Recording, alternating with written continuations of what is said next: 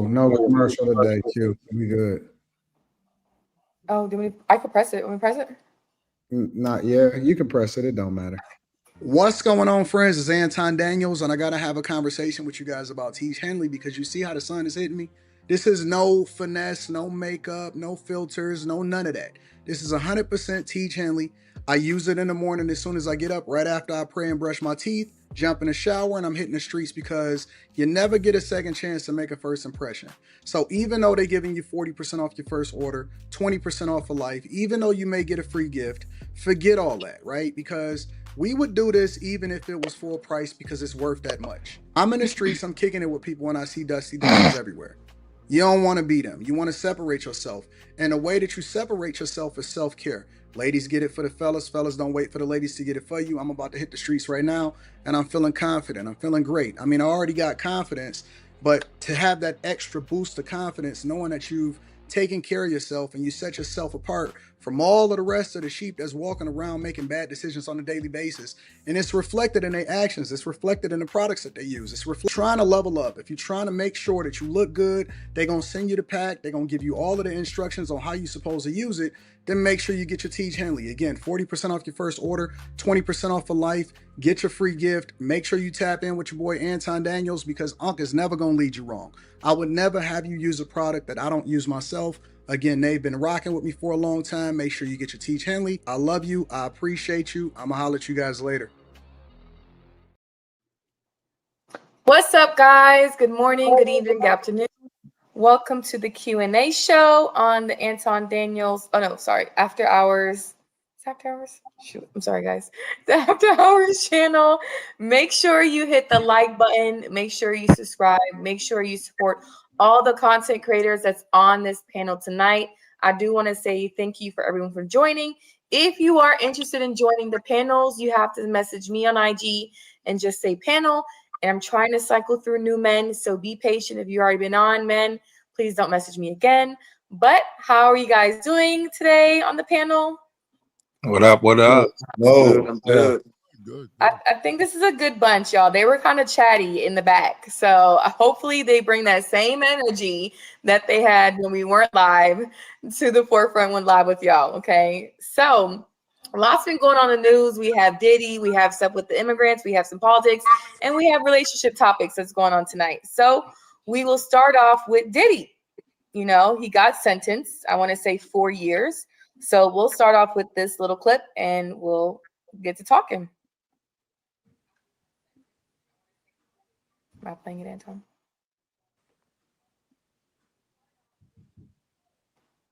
Hold on 1 second. I don't know why I didn't.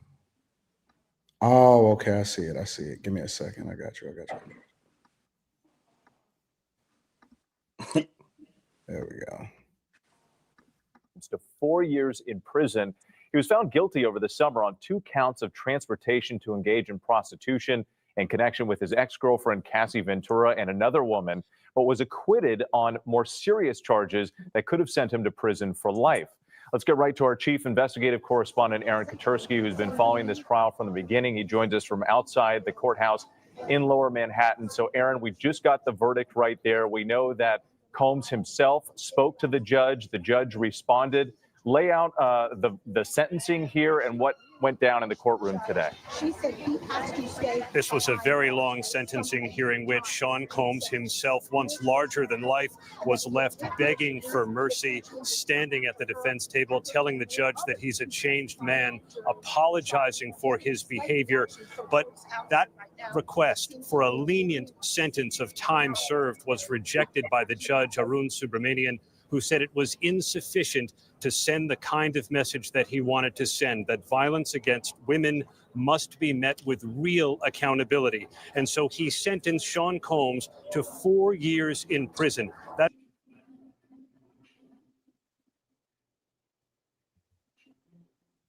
Okay, so Diddy was sentenced to 50 months. Do you think it's a fair deal, or was it just, you know, he got the pick of the litter?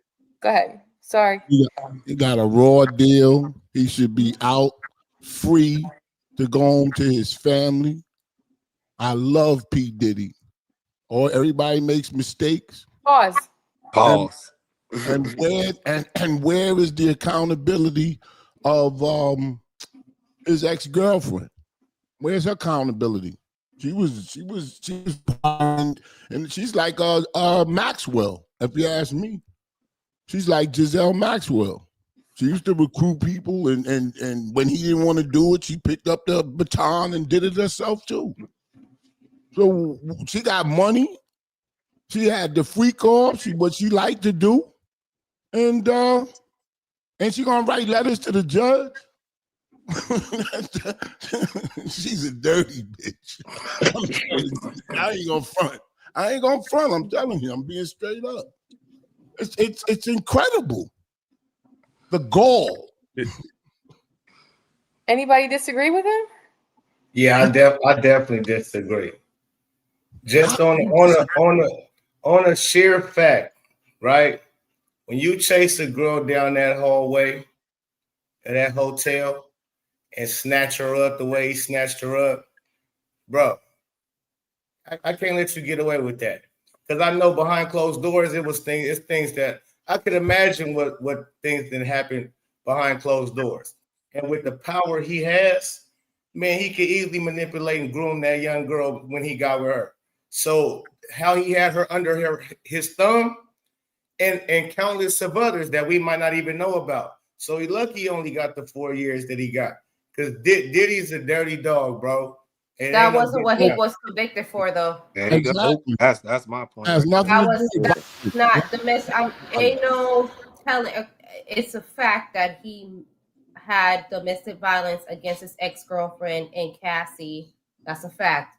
But that was not what he was convicted for. They should have charged him. They should have charged him with domestic violence. Then they would have. He wasn't charged and convicted with domestic violence. He was charged and convicted for racketeering and for prostitution. And amongst, it's a touchy subject because yes, he did what he did with Cassie, his ex-girlfriend Jane Doe, whoever she may be. Nobody's disputing. That's her facts. We know what they did. But the fact that he was convicted of being a freak, because all of these people who were in this freak off, they were not minors.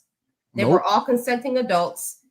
Everyone, including Cassie and the ex-girlfriend, benefited from the fact. He didn't make any money on it. He didn't make benefited any money from the fact, and he was still convicted. So no, I do not think that it was a fair sentence. Simply because he was sentenced, not because of domestic violence. We know domestic violence took place, but he was convicted of the fact of prostitution, which if we're doing that, Hugh Hefner, like you said, Maxwell, Maxwell, all of those people did the same thing that he did. So no, I do not think it's a fair sentence. Because I am looking at the fact that he was not convicted of domestic violence. He was convicted of being a freak. These were all consenting adults. He didn't use minors. He didn't use people who didn't consent to the freak offs. Everybody know what a Diddy party looked like. So if everybody was consenting adults and everybody walked into the fact that I'm walking into a Diddy freak off, they had the choice whether to stay after the party was over or leave. That's not a fair sentence. And I don't believe he's going to serve the 4 years. That's one. I mean, yes. If you listen to what the judge said, he basically prosecuted him for beating up Cassie. So that's unfair in itself. He was the. I mean, yeah, he was charged and convicted of transportation of prostitution. That's it. Not beating up Cassie. Not the video in the hotel, none of the bottles of baby oil, or none of that. So it's unfair. So I mean, we gotta ask ourselves. Adults. So We gotta ask ourselves: do we want a fair and equal trial? Do we want a fair and equal justice system? And if you don't, then we can go with that. But if you do, we gotta understand what he was charged with. He was charged with transportation of prostitution. He's being convicted for beating up Cassie. He's being convicted for basically what the media is portraying him to be. The judge, I think the judge didn't was I kind of upset that they didn't get him on racketeering, so he melted it all in there like a grilled cheese sandwich. He put everything in I there. mean, it wasn't no racketeering there though. I mean, if you look at the trial, it wasn't no racketeering. He was just basically paying male prostitutes to have freak offs with his girl. That's what I'm He trying was to say. just, He's gonna he win. was just. I think I get it. I think he's gonna win on an appeal. He's got a good grounds for an appeal because he played the 13th juror. He could show. Look at the disparities of the time. Look at Donald Trump's ex spiritual advisor that owned that Texas mega church. He was having sex with a 12-year-old girl. Spiritual advice. And he getting 6 months in prison and $270,000 fine. But since he's white, nobody's mad at him. You know what I'm saying? Yeah. But we gonna step on Diddy's back. Come on, man, for having a party. No, everybody wanted to be there. And, so women, and when women get when she was when it looked bad when she was by the elevator, but it ain't the first time. Yeah. I got daughters. Yeah. That was bad though. That was bad. I'm not gonna front on that, but let me just say this. Yeah, we got that was. I agree with you on that point. I agree with you 100%. That was bad. Real quick. I just want to say I have daughters too. So if they're in a relationship and this, I'm telling you, if they're in a relationship and they come home and say this dude this and this to me, and I don't want to see him again. I say, that's right. You want me to call the police or whatever. No, I'm not going to have nothing to do with him. That's respect. But if she goes back to him and he does it again, I'm going to keep getting mad at him. But come on, man, that's dumb. Man. You got to say something to her. I got to punish him, though. I ain't even going to front on him. He's going to get punished. You're going to punish him. He's going to get punished. You're going to punish him, and then she's going to go right back to him. So now what do you look like? Hey, like a father. How you like a simp? A simp for my daughter? Yeah, that's crazy. Yes. Nah. Yes. I mean, I get it, but how old was Cassie when Diddy got with her? Anybody want to answer me that? What? 18, 19? Like 18. She was of age. She was of age. She was of age. She left her dude. Did you just say she was of age? Of age wasn't for what? She? Oh, I'm talking about when he met her. Oh, I think so. At 18 years old, Diddy was what? 30s, 40s? Yeah, but he was trying to. She was just asking. In the music business. Yeah, but he wasn't going with her then. 40s? You said he wasn't going with her then. Was he 30s, 40s when he got with the girl? I don't know what he was, but he wasn't going with her. He was trying a grown-ass man. Will we say that? I mean, you asked her two questions. Was she grown or was he 30? No. What's the point? Because listen, what's the point? If a dude is 60 years old and he having a sex with a 19-year-old, that's legal. That's all fine and dandy. That's what you want to call it, but he didn't just have sex. That's what I do call it. I call that a happy man. That's what I call it. I listen. I heard you. I was listening to y'all lady on your laws, right? So what I'm trying to say is, as an adult man, I'm an 80s baby. I couldn't imagine. I got a 20-year-old daughter. Me two too. of them, right? I couldn't imagine her dealing with no 34, 35, 40-year-old man, especially with this type of power. Not at all. Not at all. Because she hasn't run into him yet. That's all. One day she might be talking about somebody. I'm sure she might run into one. But you just hope she doesn't. That's all. That's all you can do is hope she doesn't. Can't stop her. Yeah. What I'm trying to tell you is, as a 40-plus-year-old myself, there's no way I'm looking at 60 years old. I'm looking at an 18, 19-year-old as an attractive young woman, bro. Wait, what did you say? That's weird. What's weird? What's weird? You can't. So let me ask you a question though. What's weird? I don't understand what you're saying. Attraction. You just keep talking over me, so you got it, man. I mean, as soon as I say two words, you trying to be you like just listening and respond, but that's smooth. Because I know what you're saying already. I heard it on every podcast already. The noble act. I hear it on every podcast. It's not a noble act. Women like queens. Listen, when you show yourself, when you show me who you are, I'm gonna believe Some you. girls that don't want to be treated like queens. Some girls that don't want to be treated like queens. Period. So it's not just that she's dealing with an older gentleman, right? It's the fact that he's a monster. Who's a monster? Who? He's not a monster? Who we talking about? Who we talking about? What? Diddy? Who we talking That's about? who we talking about. That's exactly Diddy's a monster? Monster. How? Yes, bro. Listen, it ain't just Cassie. It's not. He met her off music though. He has a long rap sheet. It's not like he met her in the grocery store or something, right? And so you can call what you want. I'm talking about. I've been known Diddy was a monster before the case ever even came about. So that but you're not giving examples of him being a monster. You're saying he's a monster. You just saying. Listen. Let him finish. So what the evidence that we have is him showcasing himself in the hallway that day in that hotel. We got that evidence on full display. So again, you showed me your hand as a grown ass man. You mean to tell me whatever she did, this young lady, whatever she did to you, young bitch, whatever you want to call her, young hoe, whatever she did, you had to chase her down, grab her up and rough her up like that and drag her back? My nigga, you cold-blooded. See, I'm from the street for real. I know if he did that on Front Street. Oh, man. We all gonna beat him up. He didn't go very worse to that girl behind closed doors in his good, whatever, Diddy mansion, whatever. Man, I'm not dumb to the fact. So I'm not gonna act like I'm dumb. Can I respond? You can respond if you want to. Can I respond? Oh, yeah.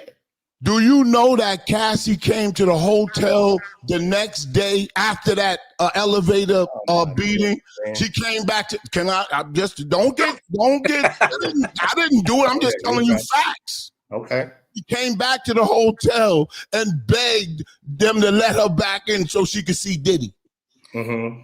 The next day. After the elevator incident. Yeah, he got with the girl when she was 18, man. He didn't groom that girl up, man. He didn't groom her up, sir. He has groomed. You don't know manipulation is a strong thing. All right, we're gonna. Why you making girls seem? Why you making women seem so weak? Why you making them weak like that, bro? Because they are in a sense when you can control, especially men. Who's the pimps in the world and who's the hoes? It's 2020. Women are strong, pimps that can have a bitch selling her pussy out there. Who is it? Huh? Out here pimping. Can I just say something real quick? It's very, very few. And in women between, are strong, brother. Women are playing, strong, man. Y'all playing games. Women are strong, brother. Playing Women games. stronger than you think, brother. Hey, Pope. Bob is funny. Hey, Pope, you got. Shout out to the strong women out there. There's strong women out there. Hey, so you think Cassie just an innocent young woman? Hell no. Hey. No, I'm asking the Pope. When I can see grooming happening, right? And I don't know her past. I don't know where if she got dad, mom, how she grew up.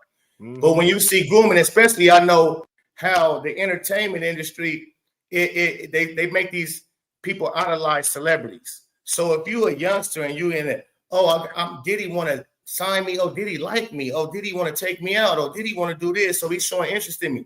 Oh, so you will start and to go along and get along. You'll start to do whatever to be in that space. So especially for a young lady who might not have had the right guidance, if she did have a pops, he didn't raise her right, because my daughter wouldn't be in that situation. So you making the excuses for the women, basically. And that's what I hear. No, being honest, bro. She wasn't a woman, bro. If she was a grown ass woman, then I'll be with you. At 18 years old, she's not a woman. Hold on. Woman, bro. Listen, you spoke on the hallway situation. She was a grown woman. She was a grown woman at 18, but she wasn't 18. No, yes, she was. Hallway situation, she wasn't 18. Again, I got a 20. She's not grown. My 19, 20-year-old is grown. Yeah, they legal age. In a fantasy world. You're not grown until you can handle your own responsibilities, so you can take care of yourself. That's when you grown when you can bleed. Yeah, Hold on. Give me a second. This is going. Hey, bro, going you a know little Cassie. left. You know Cassie, Let me- 39 years old, right? Let me rep. This is crazy. let me referee this a little bit. Wow. I'm trying to understand where y'all stand at. The Pope, I don't like it being personal. So I'm gonna suggest y'all don't. I can't stop y'all from saying what y'all want to say. So if y'all want to include your own personal life in this conversation, just be careful what come with it. All right. So I'm gonna speak in general. I'm gonna speak very, very generally. And I want to ask y'all a couple questions. Pope, do you think that it's okay for an 18, 19-year-old girl to get married to somebody their same age? Is it okay for them to get married to somebody their same age? Yes, sir. I mean, if you're 19, 20, you're not responsible for yourself for real. So you can't be getting married to nobody until you take care of yourself. Let me ask you a follow-up question. I suspected you were going to say that. Let me ask you a follow-up question. What's the earliest that you think that a girl should get married, whether it's somebody their same age or not? It depends on how you got your life in order. In a general sense, what's the earliest that you think that? So usually people starting to getting into their career 22, 23, 24 years old. So around there, mid-20s. So let's go with 23. You think that the earliest that a girl should get married is about 23 years old? We can go with it. Usually I'm asking you. This is your opinion. No, I mean, you asked me the question. Like I just said mid-20s.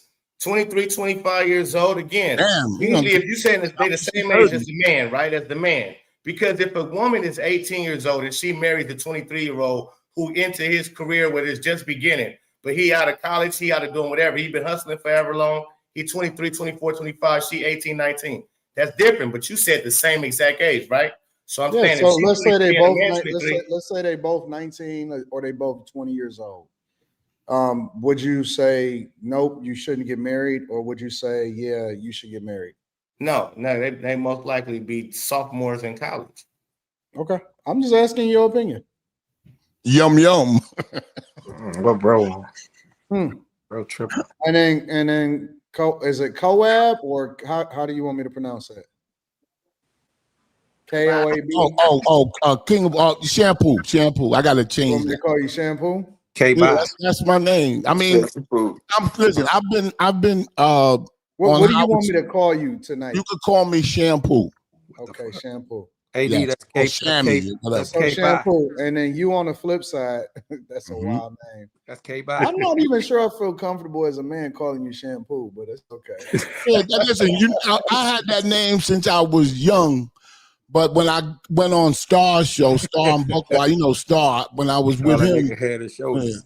Like that, I got you. So I'm gonna just call you OG. How about that? Black people know me as Shampoo. White people know me as King of all blacks. I'm gonna call you OG. I'm okay. Real OG. All right. So OG, let me ask you a question. Yes. So I won't stutter like him. Go ahead. On the flip side, you think that as long as a girl is legal, it doesn't really matter how old the person is that is with them. Yes. No matter what the age. Unfortunately, yes. So you go strictly by the law, not necessarily based off of like morals, compass, or whatever like that. If she could cross the street, she can get hit.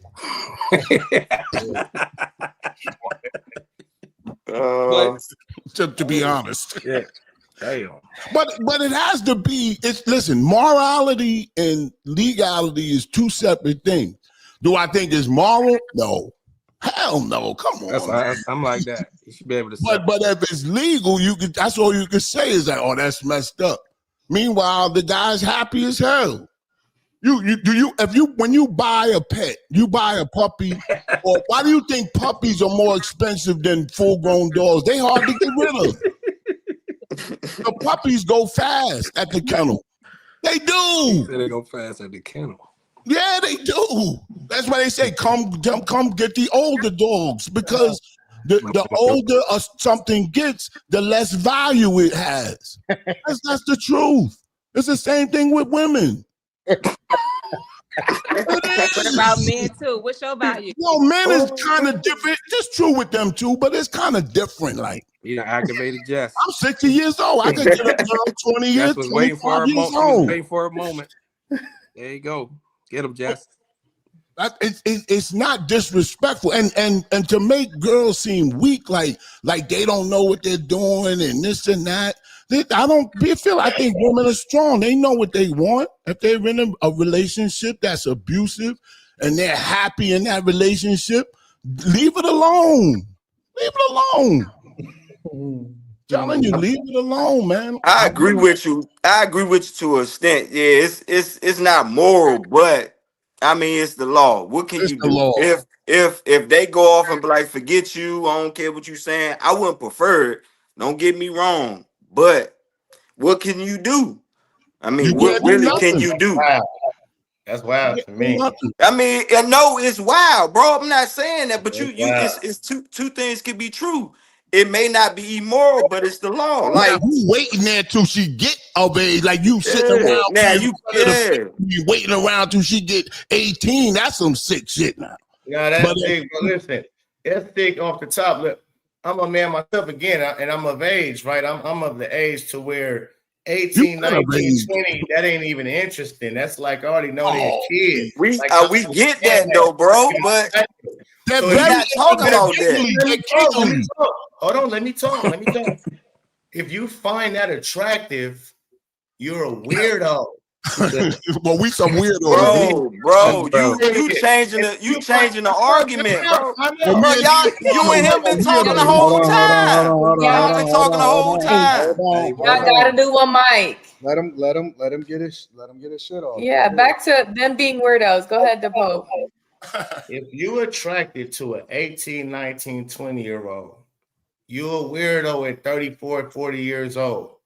Okay? So again, and if you can take a girl who I don't care what age she is by whatever at this point in time, we're talking about when he started her out, because I didn't mac plenty of women out of everything. So listen, I understand how you could really get to the mind of a woman way easier and the heart of her way easier than a woman can get to a man. So I'm not going to put us on the same playing field like, oh, well, no. We're not on the same playing field. I don't know about that one. Yeah, me either, man. Not nowadays. Come on, man. It's a lot of dudes.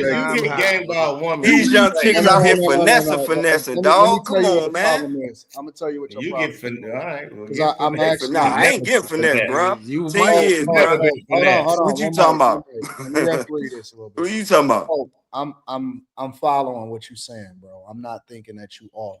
Right, but I think that you talking about yourself, you're not talking about the overall majority of guys. You may not get pussy whipped and macked out of your socks and all of that shit, and I get that, but you can't say that for the majority of guys. I don't think that most guys is in the space to where we see guys get set up every day based off of hoes.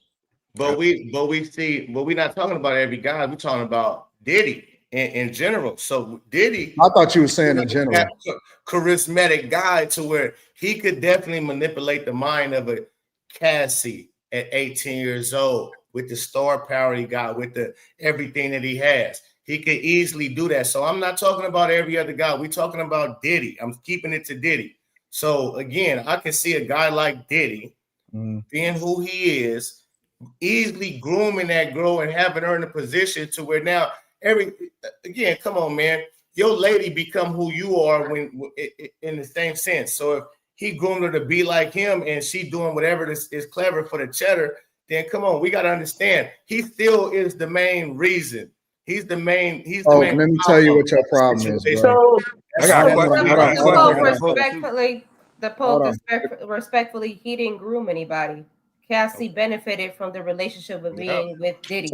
That's the truth. There's a lot of women out there saying groom. He didn't groom anybody. Cassie was a grown woman. She was already dealing with an older man.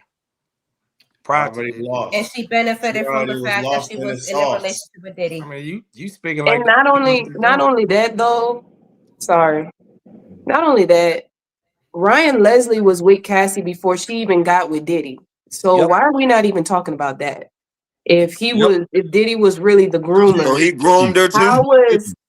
was she with Ryan Leslie and nobody's talking about Ryan Leslie, but Diddy's the bad person? He used to walk around. I'm trying to understand it. And wait, and hold on real quick, because I got another question.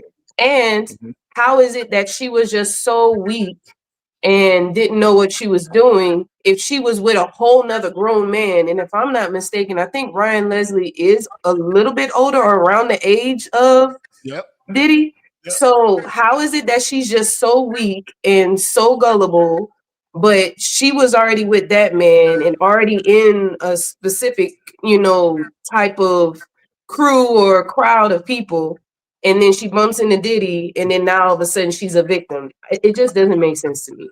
Ryan Leslie's 47. Hey, Pope, did you check IDs when you was in your 30s? Ryan Leslie. No, I just knew who I was dealing with. I didn't have to do all of that. I mean, again, Okay. I had to do all of that, man. I'm not gonna even put myself in places where it's that type of party. So again, man, this to me is like for us to act like we don't know that shit is weird. Period. All that because he is a celebrity. That shit is just weird. If your neighbor and he 47, 44, whatever, and he dating a little young 18, 19-year-old, he's a weirdo, period. And I'm at to profile you in that way.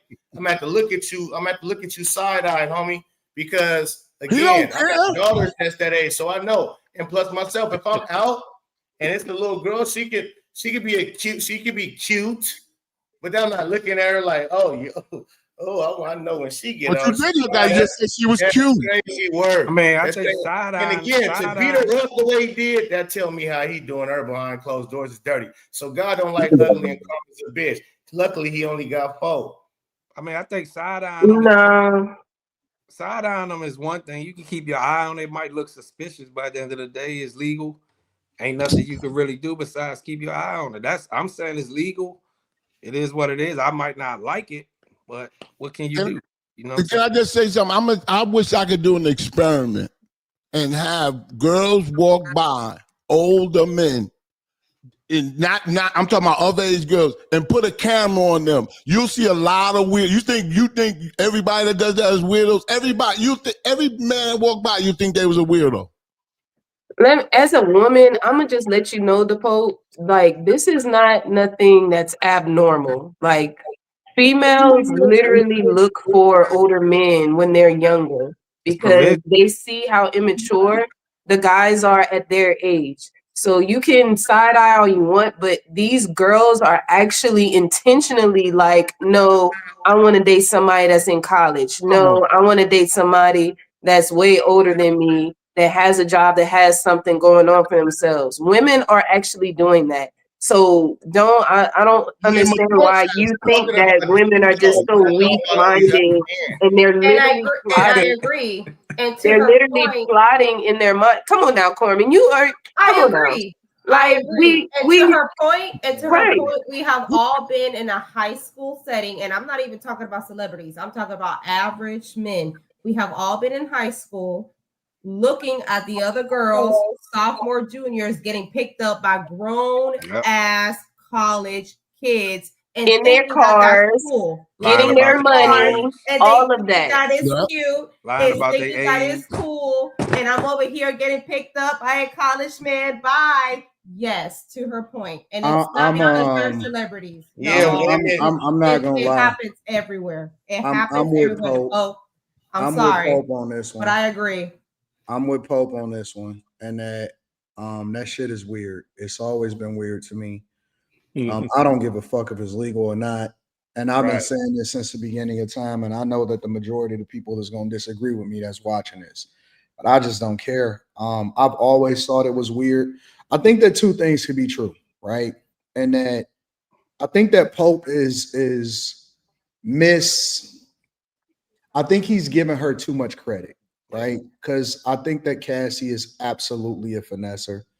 I think that she's evil. I think that she finessed 30 million out of this situation. She benefited from it. I think she was super abusive herself. And I think that she was an ugly person in the inside in and out. And she a bad example for what women are supposed to be. And I think she knew what she was doing. At the same time, I don't give a fuck what a woman, how smart she is and how much she's trying to finesse. It take two. It take two people to do it at the same time. And I've always thought it was weird. I thought it was weird when niggas was picking up chicks at high school that was out of school, that was grown men coming to pick the shit up. I think it's weird when you got 30 and 40-year age gaps. Just because that shit is legal don't mean that I can participate in it. And I don't fuck with it. I've never understood it. That shit is borderline pedophile to me.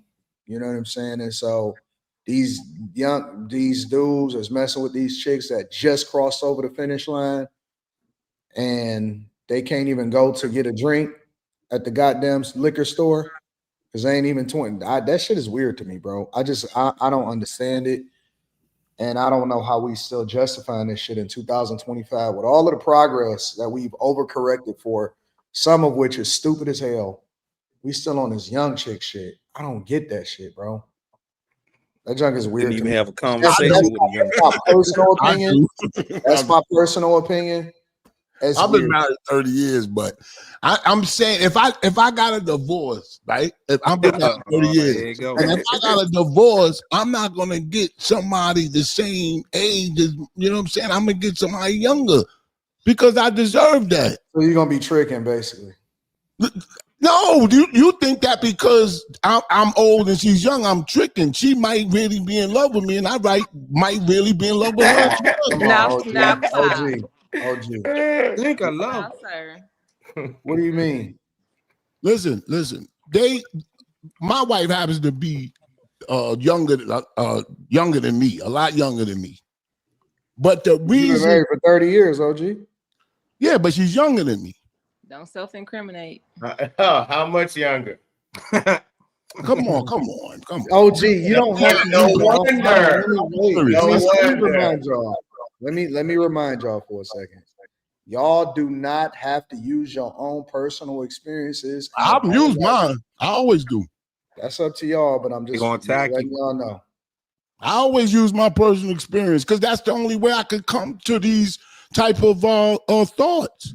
Is what happens with me. I done seen you and the ladies light up when somebody use their personal experiences. They start attacking. No, it's good for content. They start attacking like it's great for content. Oh, I done seen. But at the same time, I just want to make sure that everybody, after they cut off the camera, that they okay with whatever it is. Yes.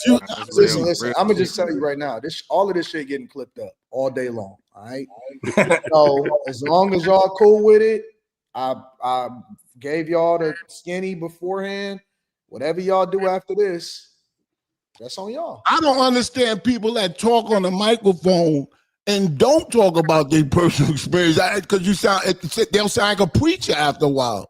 Like, I want you to know about me, so I'll tell you what I think about something.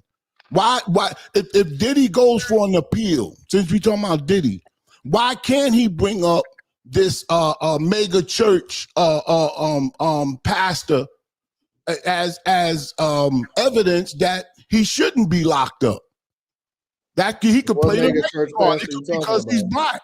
It could be because what mega church pastor are you talking about? His name is Robert Morris. He founded Gateway Church. He was Donald Trump's spiritual advisor. And he was Robert Morris, 64, except he pleaded guilty to having sex with a 12-year-old girl. Donald Trump's spiritual advisor. What does that mean? Like, he don't get no extra credit just because, like, you don't vet I don't vet everybody that come on this panel. Yeah, but if you knew, listen, all I'm saying is this. Why is he getting 6 months in jail from a 10-year sentence from pleading guilty? No. When you're talking about Diddy, I don't agree with the judge either. He was not convicted for domestic violence. You can't go back and get revenge for some shit that you're not even getting convicted over. Yep. Right? I don't agree with the sentence at all. I was heavy on innocent until proven guilty. I didn't think that Diddy should have been on trial at all. And this is me being objective, just looking at the facts, the case, the evidence that they presented against him. He was a freak. You know what I'm saying? Like he a cuck, he a freak. He did a bunch of shit that he wasn't, that we would deem as immoral. But I'm not really sure that he broke the law to where he would warrant 4 years in prison for calling a dude to come and bust his chick down. I didn't know that was a crime. It's not. I ain't think. I don't agree with it, but that's right. I can't tell you what you should and shouldn't do in your bedroom if you're not breaking the law. Exactly. And if you have 30, you didn't have $30 million. Now you have $30 million in the bank. Doesn't somebody, when you're writing to the judge, isn't somebody there to say, put the pen down? We got $30 million. You don't need to do that. Yeah, Why I don't agree with the judge. I know, but you said was objective about Cassie. It was coming from it wasn't coming from hate. The way you explained it was objective. She's this and she's that. Yeah, facts. And her mother's the same way. These are I think that they benefited. I think they rode the wave, and she seen her out. She seen a simp that came and saved her. I think that they was running out of money. Yep. And she got jealous because he had other girls. She doubled back. I think they was running out of money, and they was like, "Well, we can always tap the well and go back to Diddy." Yep. And they hit him up behind the scenes, and he was like, "Fuck you! It ain't like I'm still busting you down."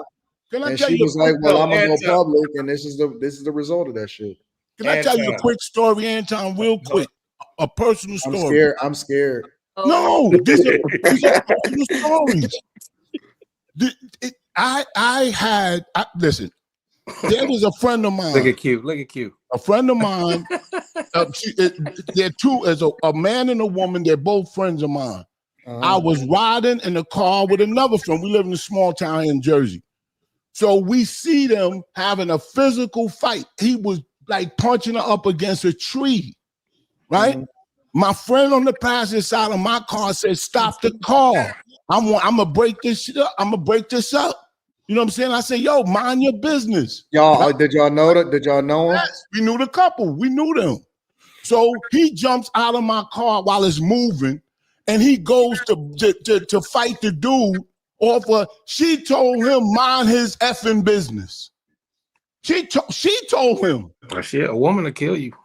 They'll take you out over. Like, in other words, get off my man. I allow him help him jump you. Hey, the Pope. Let me ask the Pope a question.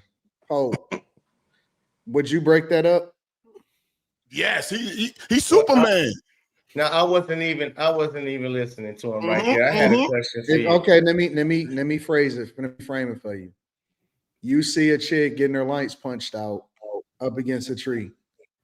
Her and her man having a domestic violence dispute. She getting slapped up against a tree or whatever. And you see it. Are you getting out to stop it, or what would you or you know? I'm calling the police on the nigga. That's what I'm gonna do. I'm gonna call the law. You gonna walk off and call the law? Nah, that ain't snitching, bro. I'm walking off and calling the police. That's who's supposed to handle that, correct? I'm 100% with you, bro. I'm 100%. We're on the same page. Just watch. I see you crazy shit like that. I'm what you call it, telling whatever. You should be going down, sir. You had a good point. You have to keep going on and on and on. So, listen, I wanted to ask you this, Anton. I wanted to ask you this because coming from a man with power and some money, right? You know, and some game. You know, if you came across a 20-year-old chick who was trying to come up, whether she was trying to get on from singing career, rapping, acting, and she knew that you was gonna put her on, and she clinged to you because of that reason, right? And you know, with the game you got and the knowledge you got, you'd have been able to groom that girl, that 20-year-old, 18-year-old, however you wanted to groom her, and she'd have been stuck to your hip. You know this, right? So I know you say, Cassie this, Cassie that, fuck her. She knew what she was doing. But we know the power that we hold. Oh, no. Let's be clear. Let's be clear. I take responsibility for the decisions that I make. So I'm not fucking with it at all. You know what I'm saying? Mm-hmm. I'm choosing to not be involved in dumb shit. I don't care how much they know what they're doing. That don't mean that I got to participate. I'm out the mix.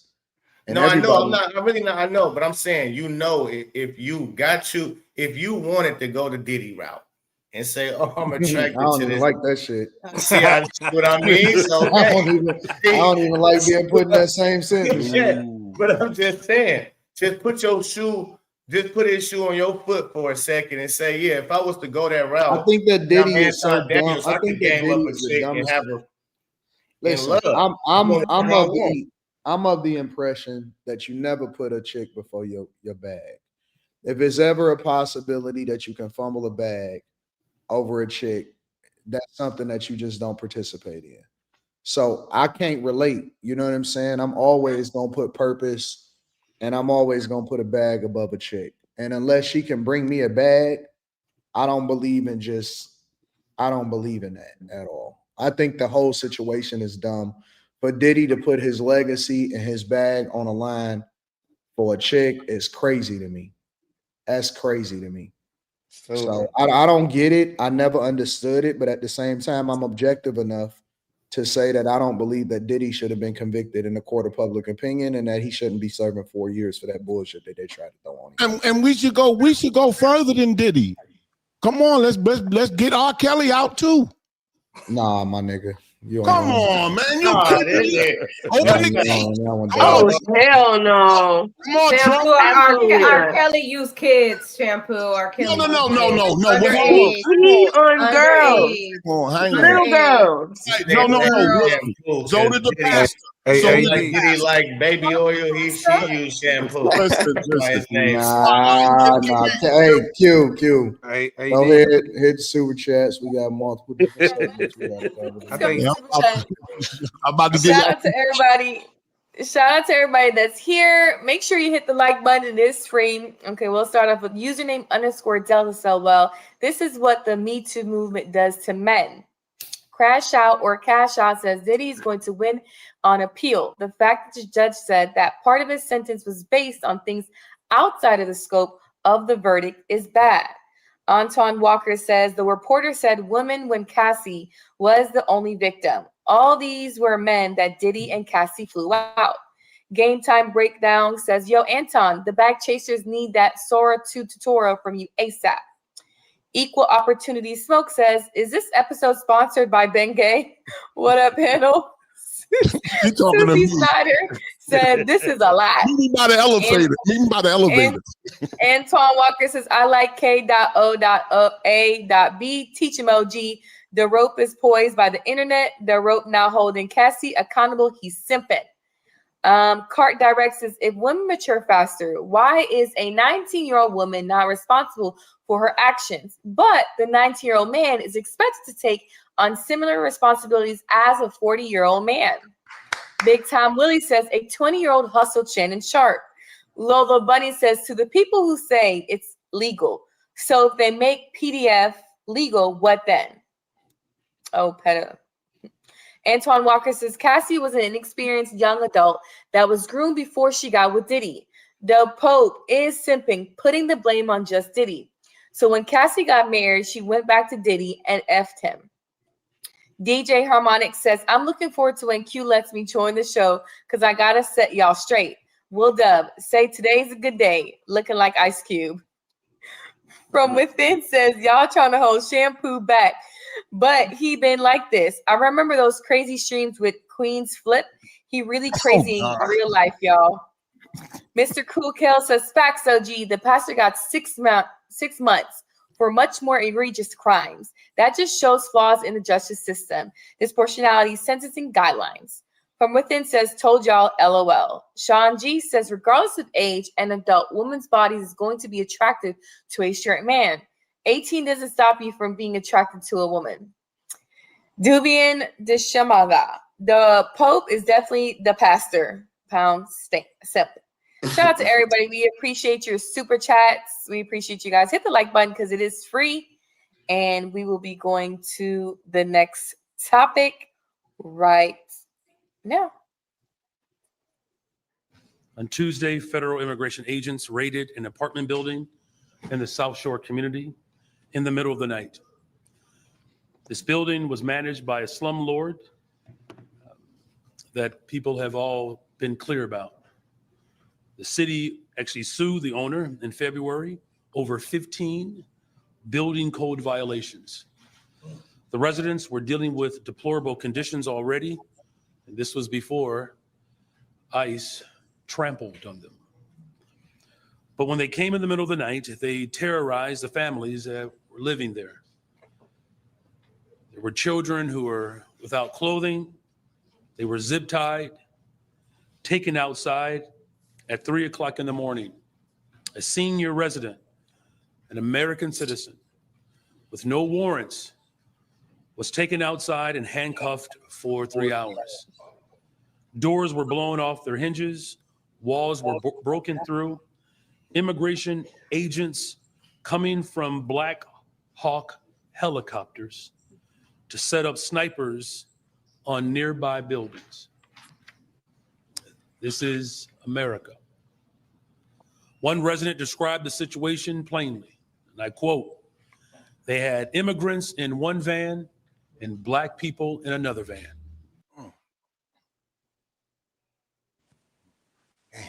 So the question is basically, with the Chicago mayor saying that he's angry at the ICE raids that's happening in Chicago, specifically at this apartment building that's in a predominantly Black neighborhood, where they arrested 37 illegal migrants, Venezuelans. What do y'all think? Do y'all think that is the anger is justified? Especially considering that you got ICE agents in Black neighborhoods and the National Guard in Black neighborhoods, or do you think that it's okay for them to actually go in with ICE agents and National Guard troops in these neighborhoods? I think it's a disgrace. I think it's a disgrace, and I think that to get rid of all of these immigrants, who's going to do the work? I'm not. You not. Somebody will though. But who will? And who's going to do a Somebody. good job? Who's going to do a better job than them? Somebody. I People had a that was doing bathroom. it before they got Let me here. just finish. I had a bathroom renovated last about 8 months ago. And it's impeccable. These people want to do these jobs. That's why we need them. And, and to be sending ICE agents into Black neighborhoods, now I knew that's what they wanted to do. So we won't vote in the midterms. I mean, honestly, I think that's a lot of projecting. First of all, who put them in the Black hoods to begin with? Exactly. Second of all, when it came down to that, it's like, why is it selective rage? Why is there not rage in both directions? Because I can understand it's, uncalled for you to be interrupted in the middle of the night in your own safety of your home that you already having issues with. You know what I'm saying? I can understand, yeah, that is extremely frustrating and scary as hell. You're not going to feel safe. But at the same time, don't they got white neighborhoods that they could have put them in, but they didn't? So why are we not mad at the people that was allowing them to come across the border and shipping them off on these buses with these NGOs and placing them in all of these extreme Black neighborhoods, the ones that's, that needs the help, that needs all of the assistance and stuff like that? That is where they were targeting them. They were sending them there. Why y'all not mad at them people? You're mad at the fact that they're coming to pull the people out of the neighborhoods and they have to figure out who's who, because I'm sorry, we are all brown, dark skin, everything. Like all of us we kind of look alike. You can't really tell Venezuelans and these Guatemalans and stuff like that because they got Guatemalans that look like you, Coab. or shampoo, whatever you OJ. Nobody should be getting You know what I'm saying? because of their race, and that's No, but it's not about race, but you have to be realistic. How are you going to figure out who's who if nobody's saying nothing? If they're just quiet and they're not speaking in their native language, they look like us. That's the point of it. That's the point of it, to terrorize these neighborhoods. That's But the the neighborhoods The is not neighborhood their already being fault. terrorized. Yeah, like the blacks are terrorizing their own neighborhood. So Didn't they say they make got them it seem- switches? Bro, they were right Didn't here. they They got them switches. They were right here in DC, bro. Look. They didn't terrorize nothing. Look, and I wasn't. I can speak from personal experience, man. I grew up for the National Guard. I grew up around 58, and bruh know about 58. It was National Guards in the 80s. And we was young, we felt like we was safe because our neighborhoods was that bad. But as far as ICE going in them neighborhoods, the only thing I'm kind of upset about is them putting, kids in handcuffs. But you got to go in them neighborhoods and get the people out. And another personal experience, man, I used to work on construction sites with a whole bunch of Mexicans, bro. They do not treat us right, bro. I'm just keep it real. Man, bro, come on. I'm just keeping it a band. Let me tell you something. Come on, bro. Oh, I ain't cut you off. Oh, chill out. I'm just saying they don't. It's real discrimination. So You ain't lying. I mean, it's real discrimination, bro. I'm talking about 50 Mexicans, Venezuelans, Guatemalans to probably about 5 or 6 black folk. And they all talk about you, getting you fired, all that. And they illegal.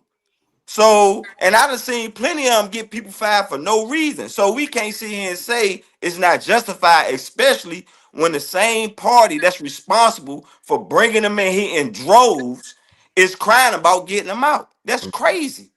We just seen Biden just let them fly across the border. That's Everybody what said I'm on national saying. TV, That's they just what was I'm coming talking across the about. border. Where's the smoke for Biden? Where's Come the on, smoke for man. that administration that just left, that let all them people come in? Where's the smoke for them? Yeah, they just let them Where? come in. You ain't got no smoke for that. They just come in for nothing. None. And you want to be mad because we got to go and get them people out of there now because they taking up all the resources. I'm mad. Y'all complaining. They were just And saying he just on the said video. it was a slumlord that Literally. controlled. They literally just said it on the video. He said it was a slumlord controlling the apartment. And they sued the owner. So they know the dude that's in there is an illegal slumlord. They got to go in there and get him. Hey, The listen, only thing I can be upset about is the fact that they was putting little black kids that they knew speak English in handcuffs. Oh, Now I am don't worry. kind of upset about We that. don't care about that. We don't care about that. You don't care about that, bro. I get it. I get it. You don't. You don't. But said you don't. You just said you How don't. you gonna tell? Okay, you right. You just But- said it doesn't really matter. I'm a little Nah. upset. I ain't say all that. But You said I'm just a got little upset. You said I'm just a little upset. No, I said- honestly, we should Okay, all be upset that them Thank you. people is in our people's neighborhoods taking over, running junk down more than what it already was. Like we was already trying to get stuff fixed. Like the way I'm looking at it, if I was that person there and dealing with all of that, I would be pissed the hell off going to the city. Like, if you don't get these goddamn people up out of here, I'm gonna flip this whole damn apartment upside down. Period. Y'all ain't gonna have none of this on this goddamn made street it a until you get these sanctuary damn city. people up out of here. Because how dare y'all allow them to come into our place? And y'all was knew they was endorsing here. it. Y'all knew they was here. He was endorsing Y'all, it. they The knew same they mayor. knew those people was there. Like there's no excuse. They knew those people It's a was there, but sanctuary they city. allowed them to be there. Yeah. Hey, It's the rage is directed in the wrong direction, and all this junk, like it's crazy to me. 15 times because you said you're repeating yourself. I just don't like the fear mongering they're using to, and making all the situations seem like the way they're trying to use wordplay to describe some of the stuff that's happening to make the people that, and I'm gonna say ignorant because they don't know what's going on or they not really researching some of the stuff behind it. the information they putting out there and the way they putting it out there to people is making other people kind of, look at ICE as bad people. I can't wait. This same mayor came out talking about ICE is not bad people, and this is coming from another Hispanic person whose parents and I myself came as an immigrant. It is a slap in the face for us who came in the community legally. The right way. We came the right way. It wasn't easy, no. Did it cost money? Yes, but we came here the right way. These people who are coming in illegally in Shampoo, you're talking about who was renovating your bathroom? Yes. I had a black person. Okay, great. Can I? No, I mean, you go, Shampoo. Yes, let me speak. Did you pay them a fair rate, or were you benefiting from the fact that they were illegal, so you pay them under it because they were illegal, as opposed to paying somebody who was? Did you? I'm asking a question. Yes, I'm asking you. You said that Mexicans renovated your bathroom, right? Please don't repeat. I heard you. So, right. So, did you pay them a fair rate? I've been doing radio for 30 years. Did you pay them a cheaper rate because they were illegal? Therefore, you're taking advantage of the fact that they were illegal. So you pay them less. No, I'm not. When they came to my home, yes. Can I answer? No. I need them slimmy caps. Where them slimmy caps at? What? No. Go ahead. I'll mute myself. Go ahead, Shampoo. I answer your question. I asked a question. I would like for you to answer. I went to get 3 prices like you're always supposed to. When they came to my house, they quoted a price. They're not ignorant. They're very intelligent and fair and very family orientated. They came here and said, this is the price. Now, I'll be honest with you. I will be honest with you. When my parents had a house upstate New York, I was brought up kind of well-to-do, right? My father said, get a black person, because he was very Afrocentric. And I said, you shouldn't do that. But he said, get a black person to do this and that in here in this house. Do you know what they did? They gave me the worst job I've ever had in my life. And it wasn't the first time. So I have experience on what I'm talking about. Them niggas put the paint brushes in the blender of my home. Why did they do that? Because I was black and they were black. That's why. These are okay, Shampoo. Why you interrupting? Let him finish. Let him finish. Let him finish. Something completely let him different. finish. You gotta let him finish. So moving right along. Carmen. Moving right along, Shampoo. Carmen. Let him finish. Go ahead. I'm not making this up. This is a real story. I'm not doubting it's a real story. I just want you to answer my question. Semi-gloss on my walls. Semi-gloss. I Who does that? Who does that? Then. I'm not saying I'm not. When I got the Mexican, wait, I'm telling you, when I got the Mexicans, right? They were from Guatemala. I still use them from up there to down here. I'm in Jersey now. Not Mexicans. Guatemala. No, they weren't Mexicans. I got it. My question was, did you pay them a fair rate? Yes, and I gave them a big tip too. They was happy as hell. Pause. They didn't go to McDonald's and have lunch. They had their lunch in their Tupperware that their wives made. Their wife made the food. Mm-hmm. You think I don't watch it? When I hired them black people, they was going to McDonald's and like I see my baby mother. They was making I'm not asking about McDonald's. I'm asking about the job. And you still not answering my question. I'm keeping it real. Right. This is personal. You're keeping it real. Yes. This is personal. This ain't something. All right, thank you, Shampoo. I guess you didn't answer my question. You're welcome. But moving right along past Shampoo's point, I think it's completely fair for ICE to come on and pick up these. There are criminals. They came in the country illegally.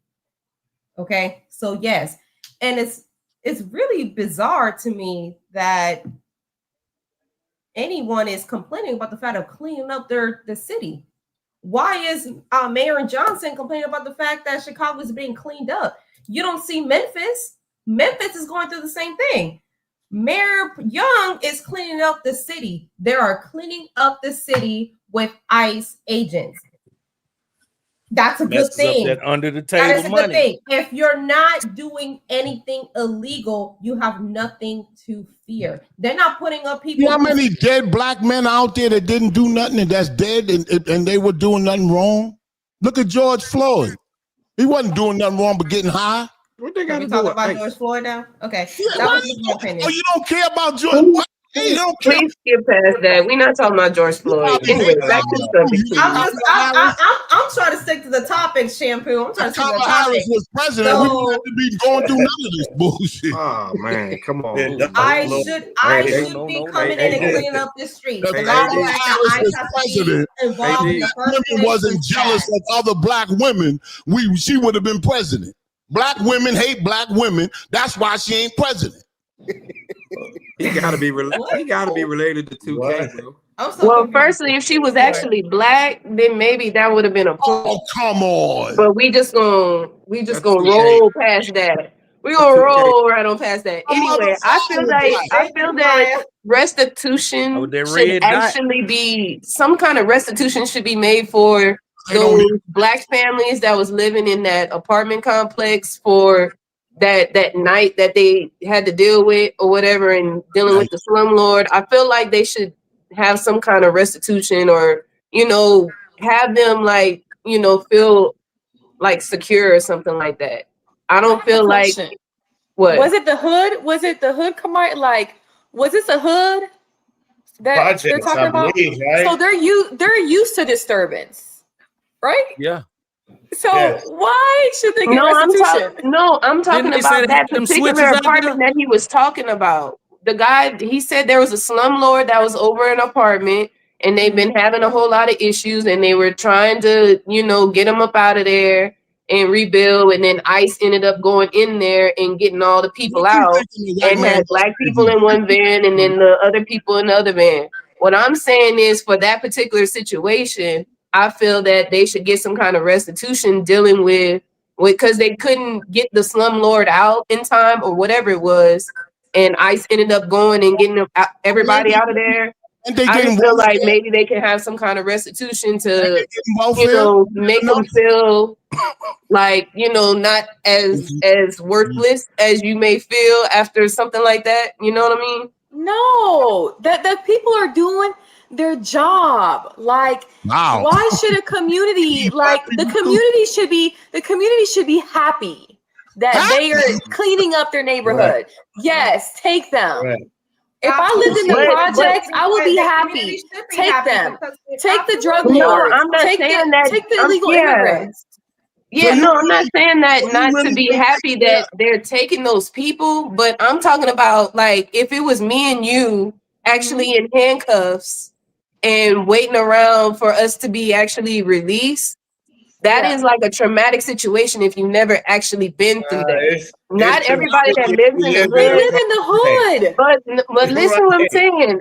Not everybody that lives in the hood actually does crime or actually has been through traumatic stuff. No, you're right. Some people are actually good people, but they just want to live in the hood or they can't get out of the hood. You know what I'm saying? So I'm talking about like those people.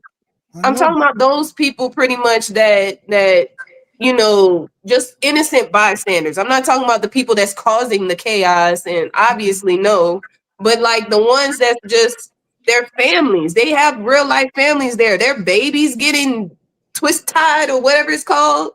Like I couldn't imagine my child being tied up in a situation like that just because of the circumstance. You know what I mean?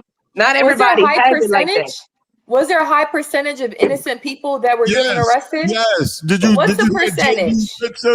I mean, we can look it up, but I'm not sure if the numbers will. I don't know. I don't think they count it. Like this is ICE. So how do you guys know that they were in it? Most of the people were innocent. No, what I'm saying is the people that live there that actually paid rent. Yes. That were, that's their livelihood. I just believe that some kind of restitution should be had for those people that were not Guatemalans or Venezuelans or whoever from a different country. Like, I actually was born in this country. I should not have been arrested.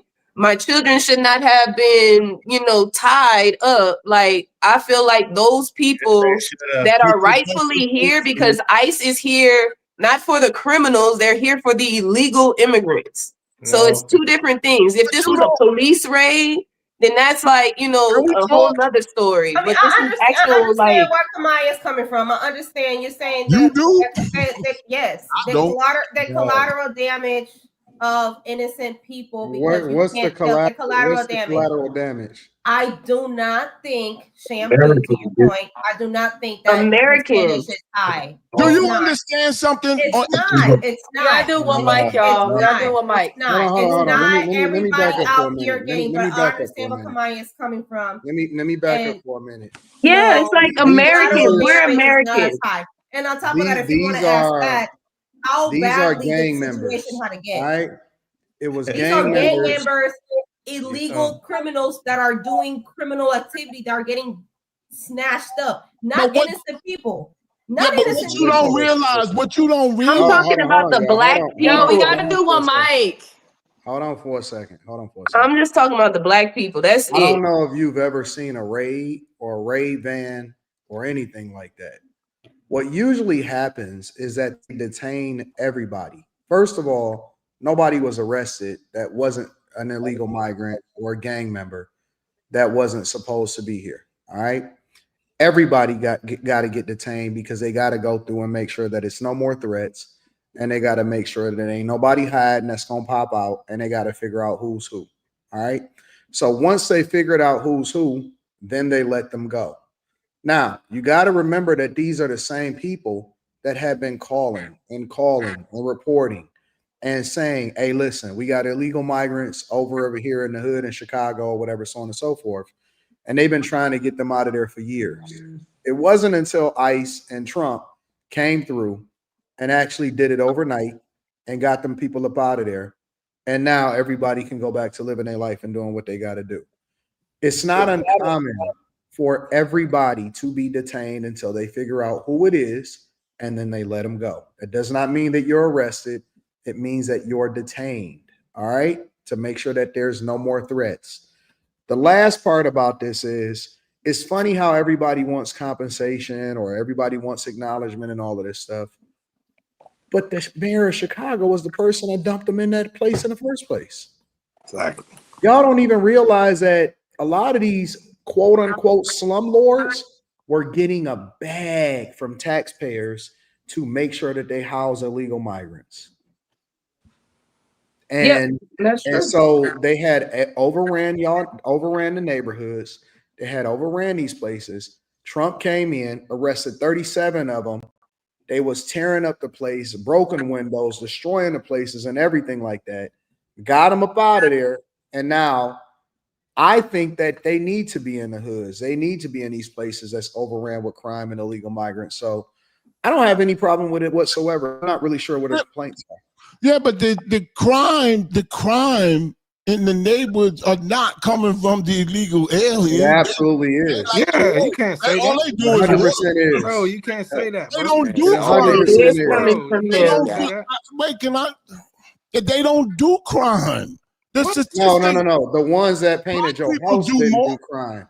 But they do crime all the time, every day. As a matter of fact, how they do crime all day and they up and Bro, it was just because a lot of them have records, and that's how they know where they are. It was just a missing young woman here. The first thing that the Trump administration asked when they first got into office is they asked Chicago to work with them, and they asked the mayor to work with them, and they said, "Listen, the ones that's been arrested, as soon as they get arrested, just call us and we want to get them up out of here because they shouldn't be doing crime." And they should. That's how we got the Lake and Riley Act. The fact that you came over here illegally makes it a crime. Exactly. The minute that you stepped over here, because you can't do that nowhere else in the world, the minute that you stepped over here and you decided that you want to come over here illegally and you skip the process above everybody else, you committed a crime. Yeah, but it's not their fault. Yeah, that's what I'm saying. It's the people that let them in. No.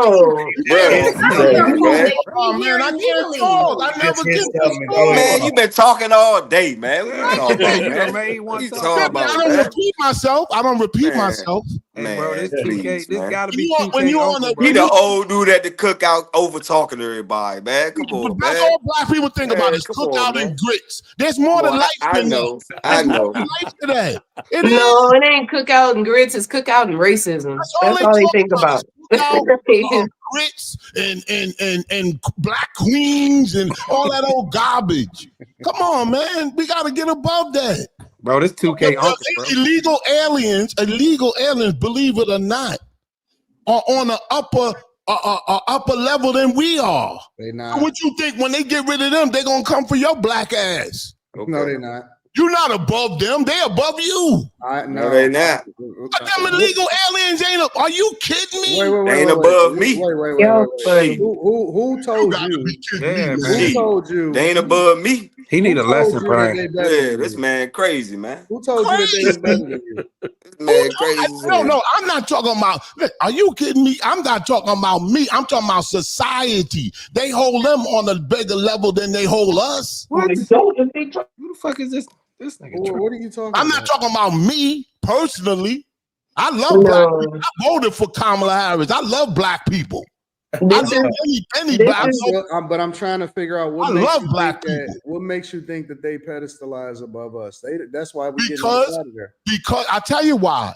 Okay. Because when you listen to, I don't care who you listen to, Fox, CNN, you can listen to all the networks, all everywhere. They consistently tell you how nonviolent and they don't do crimes and don't do you hear that at nauseum. But No, when they don't. You know what I hear? You know what I hear? You know what I hear? I hear the same thing that you said when you first started speaking on this subject. They do the jobs that I don't want to do. Yep, cheap labor. that I'm not gonna do. That I'm not gonna do. That's what I hear. I don't hear all of that other stuff that you. I'm not gonna dig your bathroom out and do. I'm not doing that. We above that. We built this country. We shouldn't be doing that backbreaking work. They should be doing it, and we should be. We should be living talking about. It's a service. Living off the money that we built this country from. You just said they above us. We shouldn't be doing nothing. Black people shouldn't be working. They should just be paying us. Wait. So you're saying that we, because we're willing to do the jobs, we're below you now? Is that what you're saying? Wait, Carmen. Below you now. You don't want to hear that.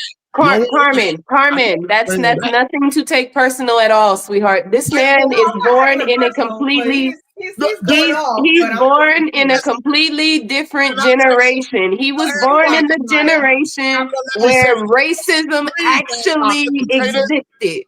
That's where it was really going on. So he has his whole mind. Hold on, y'all. Can I just say this one point? Hold on. Nobody can hear anybody if everybody trying to talk over everybody. Y'all gotta give grace. Can I just say, black people, what we did for, I know black people hate to hear something good about themselves. I know it. My father told me they hate to hear good stuff about themselves. And every time I say something good about a black person, they face frown up. Black people built this country. That's right.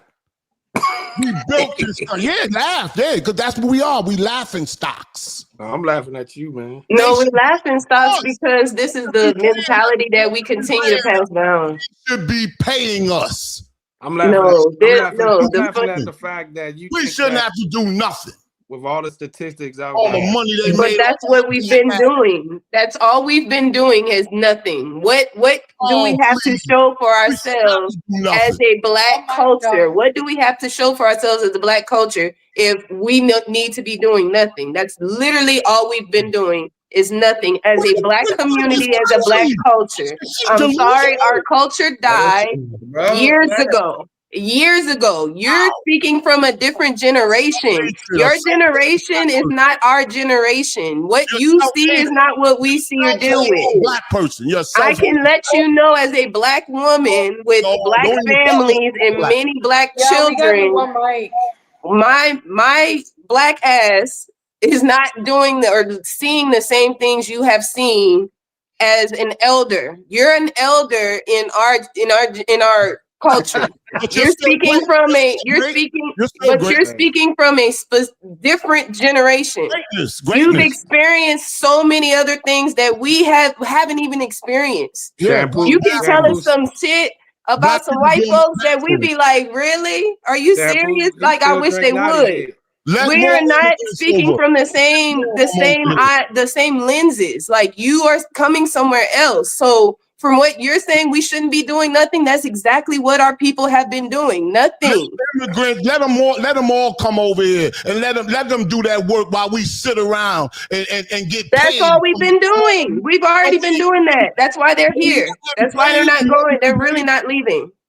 But did you like Martin Luther King too? Did you like him too? I love them all. I love them all. I love Martin and I love Malcolm. Malcolm is my favorite, actually. To be real. Hey, y'all got nobody can hear anybody if everybody is talking. I must have missed it. Yeah, we gotta have one mic. Hold on, Jesus fucking Christ! Nobody can hear anybody if everybody is talking at the same time. Y'all got to listen. Y'all got to give grace. Y'all really do got to give grace. All right, I've been chilling, jumping in here and there, letting y'all get y'all shit off. Let's just keep moving the conversation forward. Hey, Shampoo, you get your 2 acres and a mule? 2 acres? Yeah, my father left it for me. I got everything I need. I got 2 homes and a condo I rent out. But I'm telling you, and when I go for renovations, they better not speak English. That's a fact. Oscar, that's the requirement. What are your thoughts on this, Oscar? Honestly, man, I think they're doing their job. I understand that the detainment is protocol. It's safety for everyone. And my question is, I thought them YNs had them switches. Didn't they say to come out there? Where them switches at? They didn't want them to come out there. Yeah. YN big and bad, huh? Yeah, rat piss on cotton. Yeah, I feel you on that. Everybody was talking tough. Yeah. Just like out here in Baltimore. Don't get me started on the mayor here in Westmore. Baltimore. Yeah, in Westmore and Brandon. Come on, man. Yeah, but the YNs are not mad they mad at us. They'll kill us. They're disappointed in us. They're not disappointed in ICE. The YNs ain't thinking about ICE. What do you mean they're disappointed in us? Why are they disappointed in us? Because we let them down. How do we let them down? There's no fathers in the families. The mother done picked some dude that knew he wasn't gonna be there and had 3 kids by him, and he looking at her like she's some ignorant ass bitch. You know what I'm saying? My mother, look at my mother.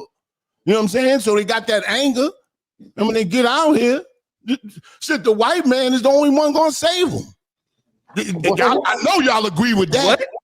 You just said Trump is going to save us by bringing the police. That's a white man. He going to come to save us. That's what you just said. No, he's not saving them. He's saving the culture. Us. Not us.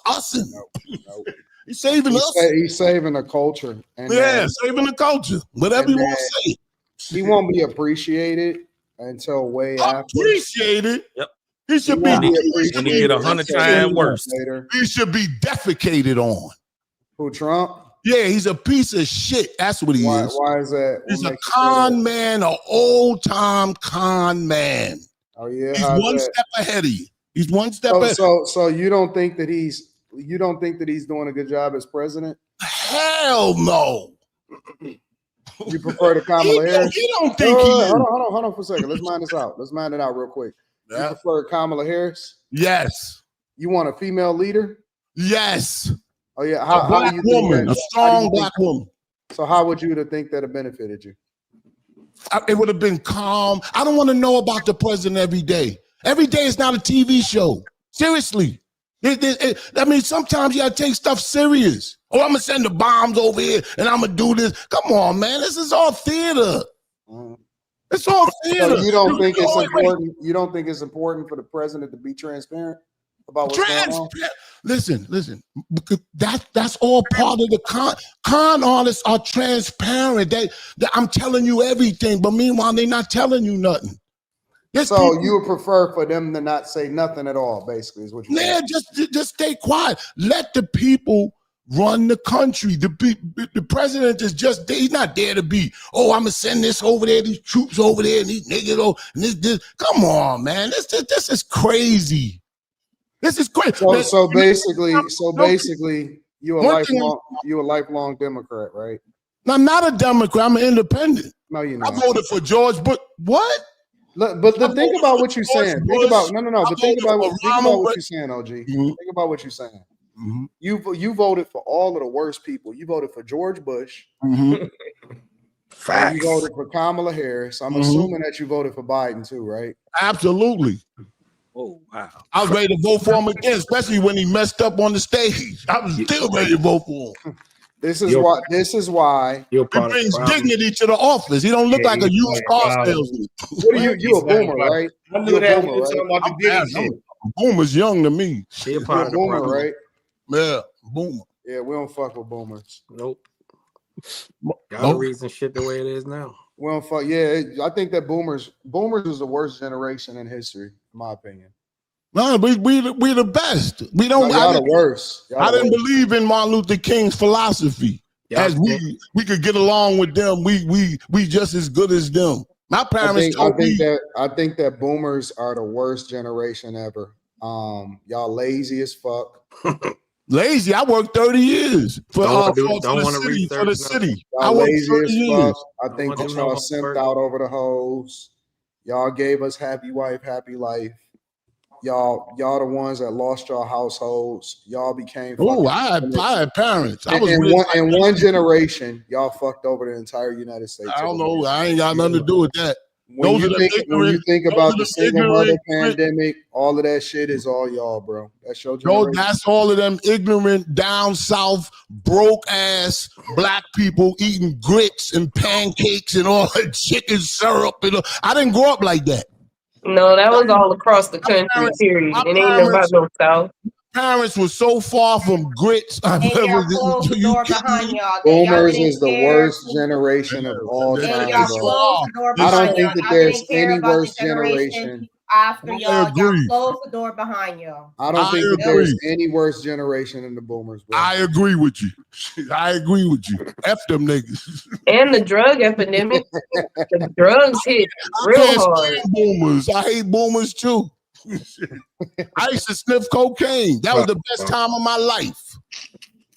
What I just say? Didn't I just say? Kidding me? I had a ball.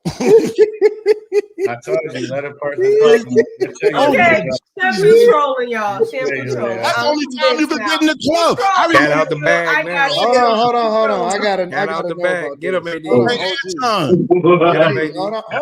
on, y'all. I just gotta figure this out. Yeah. Go ahead. Tell me what was going on. This is votes Democrat, yo. Democrat. OG, go ahead, give it to me. I'm a Republican at more than a Democrat. OG, let me tell you something. So how did you used to smoke crack? Crack. I said cocaine. That was more classy than crack. So you used to sniff coke. Okay. Yeah. What was it like? It was beautiful. Have you ever did it? Nah. Oh, so let me tell you. Okay. Back then, probably now too. I don't do it no more. But back then, that was the see that when every show I've been on, I've been doing this for years. Mm-hmm. The greatest radio show in the world, the Howard Stern Show. They all learned from him. I was right there. This was on there 2 days ago. And just when I always told him that when you telling something about black people positive, they don't like to hear it. But the fact of the matter is, we ruled the 80s. Black people, we ruled the 80s. What was the drug scene like? What was the drug scene? You wasn't shit unless you had a bag of coke. You was whack. Girls used to jump in the car and be like, "Where is it?" Right here, right here, baby. We going to the hotel and we gonna get effed up. You kidding me? You park the car, get your Newports, get your you know what I'm saying? Because we used to take the some of the tobacco out of the cigarette and put the coke in the cigarette and then twist it back. That was the coolie. Yo, he used to get that sizzle. Yeah, boy. Yeah. And we enjoyed ourselves. The night after, the day after, yo, back to work. I work for the city. You know what I'm saying? Yo, did y'all get that coke jump? That's why So everybody was doing coke back then. Everybody. People that said they was doing it. Oh, I don't do that. But I thought that coke was supposed to be a rich man's drug. Yeah, no, well, it was. That's like cell phones. Remember only 2 people had cell phones? Then they started cell giving phones wasn't for everybody. It was only then they started letting people with bad credit get it. It was over. It was over. And this is who has been leading our countries and making the decisions. All of these Y'all gotta let OG cook. Hey, where you from? Where you No, from? y'all just want to laugh. That stuff's not funny. We don't. We want to learn. Shampoo, where you from, bro? The only way that you can learn is to hear it from somebody that actually was there on the scene, that was outside when it was happening. Oh, it was crazy. Put it in their nose. The hey, where you from, Shampoo? From Jersey. So so the whole scene, right? When it came to the black community, so everybody was doing coke. Was that the drug of choice? That was the drug of choice, and then one down from that was I want to say Woolers. That's when you get the crack. That was big. That's when you get the crack, and you got to get you get weed and sprinkle it in the weed. You lace it. But the weed, people leave this out. The weed has to be terrible. It can't be good weed. It'll overpower it. Why? Because it'll overpower the crack. Like the weed has to be dirt weed. Like, you know, like people say, oh, that's that dirt weed. Yeah, Reggie. You need the Reggie. The Reggie will make it smooth. It'll be sizzling all the way through. But I never liked that because of the way it made me feel. Like, coke made you talk and very conversational and things like that. But you know what I'm saying? That's why. Was coke addictive, or was it just like? That's a good question. That's a very good question. Was it addictive, or did you like it? I know crack was addictive, right? Crack was addictive. What about coke? Coke is not really addictive. People say it is, but it's not. But I don't advise people to do it because there's weak-minded people. Only weak-minded people get addicted to any drug. Yeah. There's people that can smoke crack and sniff coke and it don't bother them. Yeah. That's why I don't like when they blame drugs or they go, oh, we got to give the drug dealer 25 years for selling this dude. What's that guy with that actor? That black actor. Talking about the American Gangster dude? Yeah, he was a brilliant actor, died in Brooklyn of an overdose. I can't think of his name. Of an overdose of heroin, and they gave the dealer like 20 years in prison. He loved that dealer. He looked for him, like, you know what I'm saying? That was his man. Yeah. You don't give him 20 years. He kept him happy. It's so backwards to me. That's the part of Trump I do like. That he sees through, like he's so full of shit. He know what full of shit is and know how to do it and know how to get. He's brilliant. It's beautiful watching. It's beautiful watching. Beautiful watching. All right, we're gonna come back to it. I appreciate you, OG. Q, super chats, please. Thank you for the Coke 101 lesson. Make sure you guys, Coke, crack, I get them confused, but hit the like button, you guys. Let me go through these super chats real quickly. Watch the Dojo says shampoo from Joe Biden podcast and Howard Stern in the house.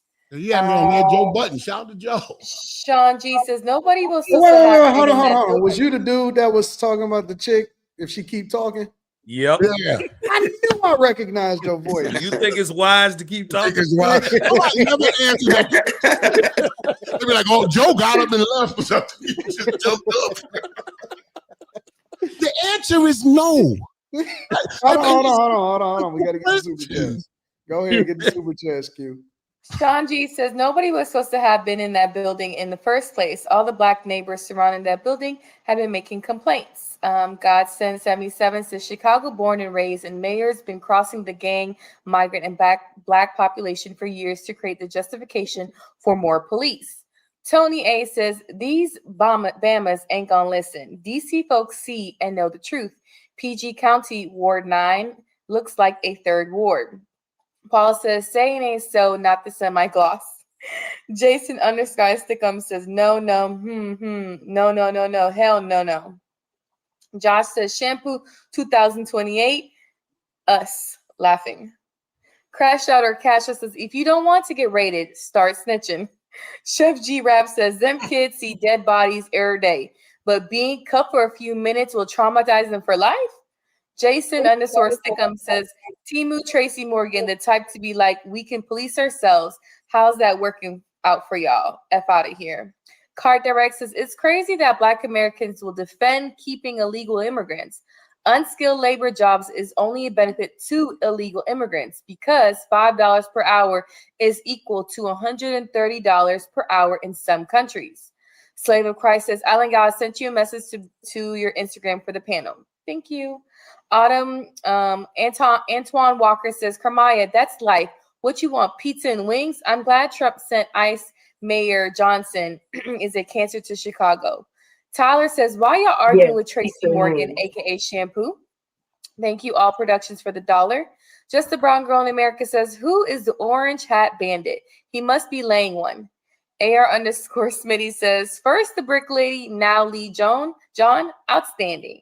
Danny says, pay attention, Shampoo, just admitted to co-signing slave labor.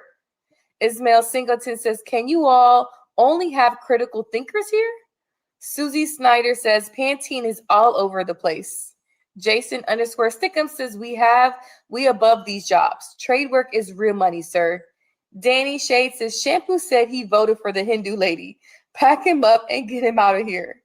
Reese Anderson says, U.S. citizens cause the majority of crimes. Most of the people that ICE are picking up are not violent criminals. This what y'all voted for out of ignorance. Bernie's Book Tour says, why Carmaya disrespecting Gen X? DJ Harmonic says, can't take any man who names himself after a hygiene product seriously. And I thought YNs had stupid names. Next person gonna be called conditioner. Dre says, this mother effer is all over the place. From Within says, never heard ussin'. Reese Anderson says, they even trying to make currency with Trump's fists in the air after that fake ass commercial of an assassination because you gotta be a fool to believe that. John says, I bet Shampoo would eat them greens out the bathtub. Ugh. Tony A says, old head spent time at St. Elizabeth in SCDC. Shampoo is a Southern Avenue legend. A6 Metro rider. The diaper is a boomer. Danny Shea says, and there it is. The booger sugar fried his brain. Chef G Rap says, I used to serve Unk. Rage King Leo says, somebody get they papa. AR _ Smitty said he sniffed cocaine before the show. Equal Opportunity Smoke says, I had a ball. Yeah, an 8-ball. Pure cocaine indeed. Card Direct says, nah, play it. This dude smoked crack. Alan Gal Q looking interested in that coke talk. Thank you, Togi. Ian says, Uncle Ninja is hilarious. Jason _ Stickum says, my guy was holding up the Carter with his nose alone. Brown Eyes says, Anton, that's not fair. There are a lot of us boomers who rock with you and who also voted for Trump. Shampoo is tripping. DJ Harmonic says, listening to shampoo talk is worse than having it in your eyes. From Within said, try to tell y'all about shampoo. Laughing my off. Telgi says, the Pope used to sell the chronic. Look at his face. Cart Direct says, Anton has a gift. Dudes snitching on themselves. From Within says, Michael K. Williams. Michael K. Williams, that was the guy. Ray says, Q, seriously, what liquor store was Unc standing in front of before the show? What are we doing? Danny says, this ninja glorifying drugs like chewing a pack of Doublemint. Austin M says, Boomer Basehead is insane. Exactly why Gen Z effed up. Sosa Sam says, shampoo was hilarious on improper improv. All production, thank you for that. And last one, Magenta says, I vote that we give grace for the remainder of the evening. Sincerely, your favorite Fed. And shout out to you guys. Hit the like button. We appreciate you guys here every Monday night with us. It is free. Okay, so we are going to the next topic. Let's get rid of that one. And I'm going to play this clip. Okay, so fellas, what would need to happen in order for you to be able to fully open your heart up to a woman? Let me know. That was the clip. That was quick. What would it take for you men? So you men, guys, if you guys don't know this, originally it was an icebreaker, but it was icebreaker. It was originally it was, but I decided to keep it. So all the men on the panel are married. So let's hear from the men first. What did it take for you men to open your hearts to your wives? Not all y'all at once. Damn. I mean, submissiveness, like, knowing how to rock out, knowing how without being argumentative and all of that type of stuff. When you say submissiveness, what do you mean? Her being submissive or you being submissive? Her. Okay. Of course. Yes, indeed. Okay. Well, for me, just realizing she was really for me. Like, she was down with me, like, all the way from the get-go. She was with me. So once I really realized that, then I knew it. She was with me 100%. And I give my whole heart to my wife. You know what I'm saying? She just like, you know what I'm saying? She's an accountant, a very experienced professional woman, but at the same time, you know what I'm saying? She play a position. You know what I'm saying? She don't try to act like she's a real woman to me. And I trust her impeccably. And she loves me. I had cancer twice. Oh, sorry to hear that. Oh, my niggas was like, oh, damn. Yeah. Yeah. But and she didn't treat me like, you know what I'm saying? She treated me like regular. Like, you know what I'm saying? Not, didn't have pity and was strong. When you test a woman, everybody can say they love them and she loves me, but have they been tested? You know what I'm saying? Would you love your wife if she lost her legs? You gotta ask her, you gotta ask yourself stuff like that. Would you stay with her? It could happen coming home from the supermarket. Huh? She still got a box. Yeah, but do you want that box? It's probably easy to get to. Legs. Easy access. Like one of them Barbie dolls and you pull the legs back. Sure. Just go all the way to the other direction. Sure. Oh my God. Yeah. Oh shit. Oh Jesus. I don't believe in opening up your heart. Oh shit. To any woman. Man, that's sad, man. Damn. No, it's not. You got kids? Yeah, I got a daughter. Okay. And he married. Oh, you married? You don't seem like a married type of guy. Absolutely. It seemed like he laid a hammer down in his house. Like that type. Whoa. I don't believe in ever opening up your heart fully to a woman ever. I think that He's smart too. that's something that you got to reserve for yourself. I don't think you should ever give anybody that level of control over you. Because even if a woman, in my opinion, says that it's safe or any of that type of stuff, I think that at some point, most men, not all, but I think that at some point, most men live to regret that. Yep. Or use it You against you. you never give anybody that much power over you. That's true. I agree with that. I agree. They will weaponize that. What exactly is opening up your heart in a man's eyes? So, for example, I don't feel like I have to tell you everything. I don't feel like I have to share with you every single thought. I don't feel like I have to figure out, you know what I'm saying, every single secret or anything like that. I think it's, as a man, it's wise to move on a need to know basis. I think that you give her what she needs at that moment, but I don't think that you need to necessarily share everything, because no matter how strong women think that they are, they're not ready for everything. So you give them what they need at the time, and then you know keep it moving. What do you mean they're not ready for everything? I think that what you just explained, it falls more in line with opening up your mind to a woman, not your heart.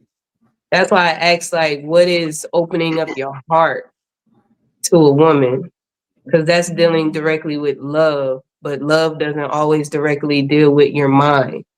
Women don't even know what love is. Love is an action. It's not a feeling, right? So, right. Like, I'll give you an example. Do you know why guys are so much more hurt when a woman cheats on them versus when if a guy was to cheat on a woman? Yeah, why? I want to know that, because they commit suicide quick. Because they gave everything to her. So they're unable to objectively make a decision. They're making a decision out of character. Men are not supposed. Every person got emotions, but men are not supposed to move based off of their emotions. But when they give everything to her, you give her all of the power. So then when she cheats on you, or if something happens that you would never expect for her to ever do, you might kill her. You're brokenhearted. Everything in you is shattered. Right. So and you can't think logically anymore, because you've basically given everything to her. She now has the power.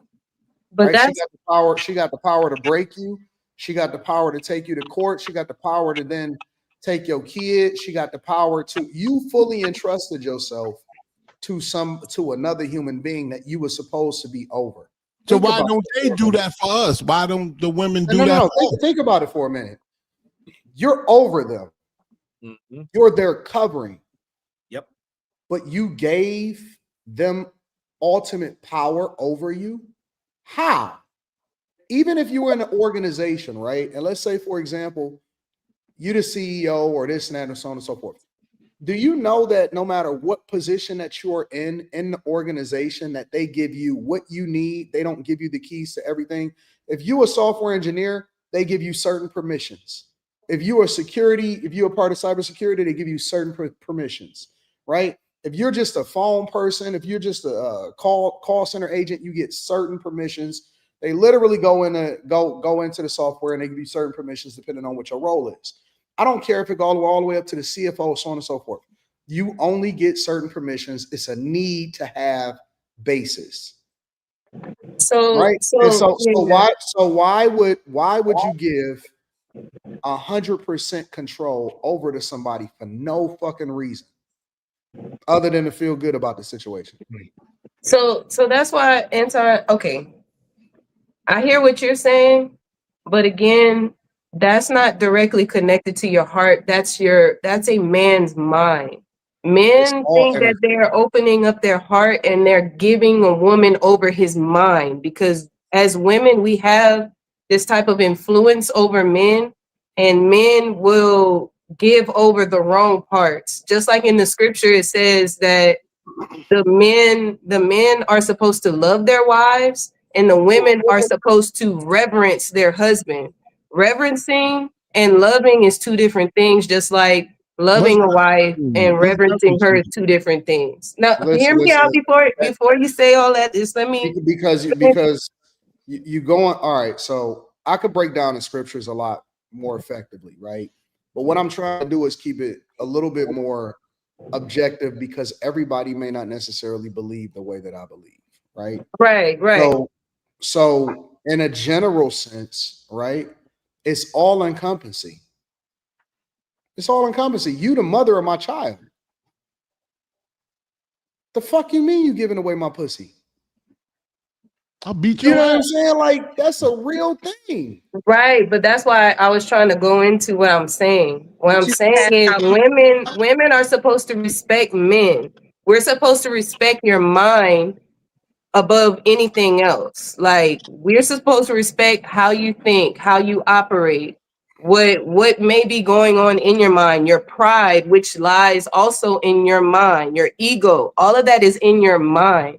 Your heart is something a bit different. It's still linked to it to where like, you know, if you're not too careful, you can let them into your mind to where they can have complete control over you. She'll Just never like understand, Anton. Jezebel had complete control over her husband. But what I'm saying is there's literally a thin line between allowing a woman to have control over your mind or you letting her into your heart. The No, heart is the safer space for a woman than it is for your mind. That's why you're it's trying to make it easier more for men. complicated than it really is. No, I'm not. When guys open up themselves to a woman and they entrust her with things that they normally wouldn't entrust anybody with, then you make yourself vulnerable. You weaken yourself for no reason at all. But why don't they do that in return? Why? I know what you're saying, and that's true, because I do that too. I give my all, like, you know what I'm saying? And so I'll be devastated if my wife ever, you know what I'm saying? I don't want her to marry. If I died, I want her to be miserable. You know what I'm saying? That's how much I love her. but I don't want her to be with nobody else. Oh, I want you to be happy. No, bitch, I want you to be suffering like you in hell for the rest of your days, bitch. I'm telling that shit. I'm telling you. No, I want you to be happy. I just don't. I want you to be happy by your. I want you to be happy. I want you to be happy by yourself, though. There you go. I knew you'd agree. Yeah, I want you to be happy. I want you to be happy by yourself. Yes, I agree. I agree with that. Right. You gotta remain. You gotta remain. You're right about that. You can't give them your all. You know what I'm saying? Yeah. They don't appreciate that anyway. I mean, is that what we talking about? Giving them they all, or just opening up your heart? Like, I That's think what I'm saying. There's a difference between what yeah, I y'all mean, talking about. That's I mean, not I get what opening. you're saying. You shouldn't. I don't think you should give completely everything to nobody. You shouldn't trust No, y'all was nobody giving y'all completely. heart But just before I say the same. no. But they say, what would you do to open your heart, not give your heart completely? That's two different things to me. Like that means giving your all. Like you don't supposed to give your all to everybody. But I mean, I think you're supposed to open up your heart to your wife. If anybody, that's your other half. So That's why how you wouldn't you love. open That's a up your part of heart your to your wife? action of Not, I loving. mean, like I said, I'm not giving Who my told y'all all that? What do to y'all mean? everybody. I don't. I never understood that, and maybe y'all What can you mean? explain it to me. I'm open to learning. What is this other half shit? What you mean? A better half. I don't. What you I mean? never understood why people said that. What do y'all see? I Mean, mean, other half? it's just like you said. You quote the Bible all the time. You know, that's your other half. What One. part of the Bible do it say anything about That's my not other biblical. No, Why is y'all are not biblical? one. Yeah, Y'all are you one. become What one. part You of that become does Yeah, it one. that's say that not a that's half. my other half? Yeah, you Well, become you know what I You mean. You become know what one I mean. flesh. You I become don't. one I'm flesh. trying to understand Come it. I on, never Anton. You understood the become one concept with of your it. wife. You and her is You, one person. You're not thank you. saying you separate, but you know what I'm saying? You one and one. I don't understand what y'all. Honest to God, I don't understand what y'all saying. Well, I don't know. Are you in love? He's just trying to say that like the woman is a part of you, you a part of the woman. When y'all marry, y'all become one flesh, just Yeah. like Adam and Eve. No, That was I'm the not whole a part point. of her. I'm her. I'm her. Then that's how the Cover. difference is going. That's how it's you're not having that So y'all understanding didn't become because one flesh. He calls it cover. He's That's coming from it. her man. You know, her cover. You right? That's the way. That's a good way. I don't understand what y'all talking about, bro. Like honestly, I think that y'all have given away some of y'all masculinity, bro. Please don't. I ain't got nothing left. Damn. I'm turning to a damn woman. Damn. I got my I nails. genuinely think that y'all are willing to give away your power, bro. Nah. Y'all do. Y'all give away Nah. your edge. Y'all give away y'all power. I still And tell her she can't go to the store. You I put still yourself in do a that. position to be. You put yourself in a position, to suffer. Yeah, but I still tell her not to go to the, like, I don't go to the store. Like, I still tell her stuff not to do. I still remain a man. No, see, you talking about ego, Man, you gonna put I don't yourself in a tell her. I position don't tell anyway. my girl to do just because what to do, just to tell her what to do. Right. I give her direction. I give her guidance. See, that's that I'm not con. telling her what to do. I'm not telling her what to do just because I'm the man. I'm telling her what to do because, and I'm giving her guidance because this is what's best for her. I'm not just gonna boss you around for the sake of bossing you around. But what I will do is I'm gonna be your covering, and so I'm gonna give you guidance, and I'm gonna make sure that you're taken care of. It's two different mindsets. You know what I'm saying, for how it is that you approach it.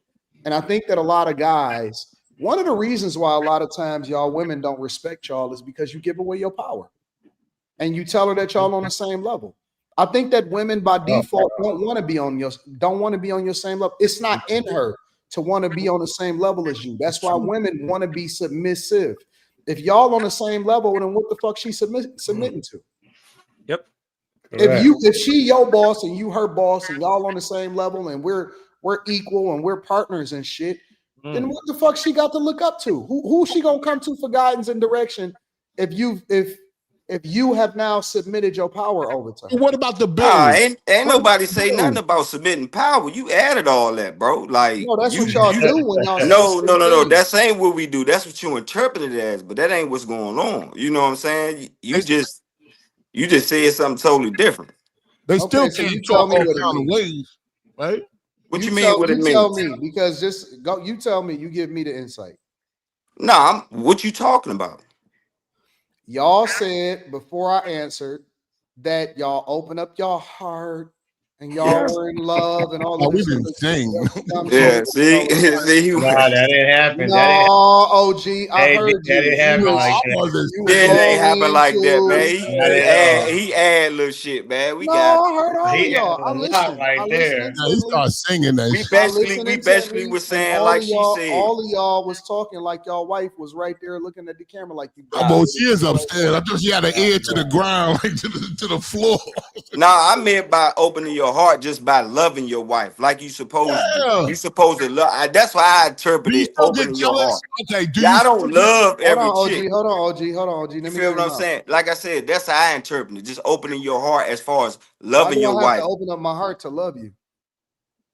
Man, like I said, that's how I interpreted it, bro. I'm Like asking. Y'all saying it.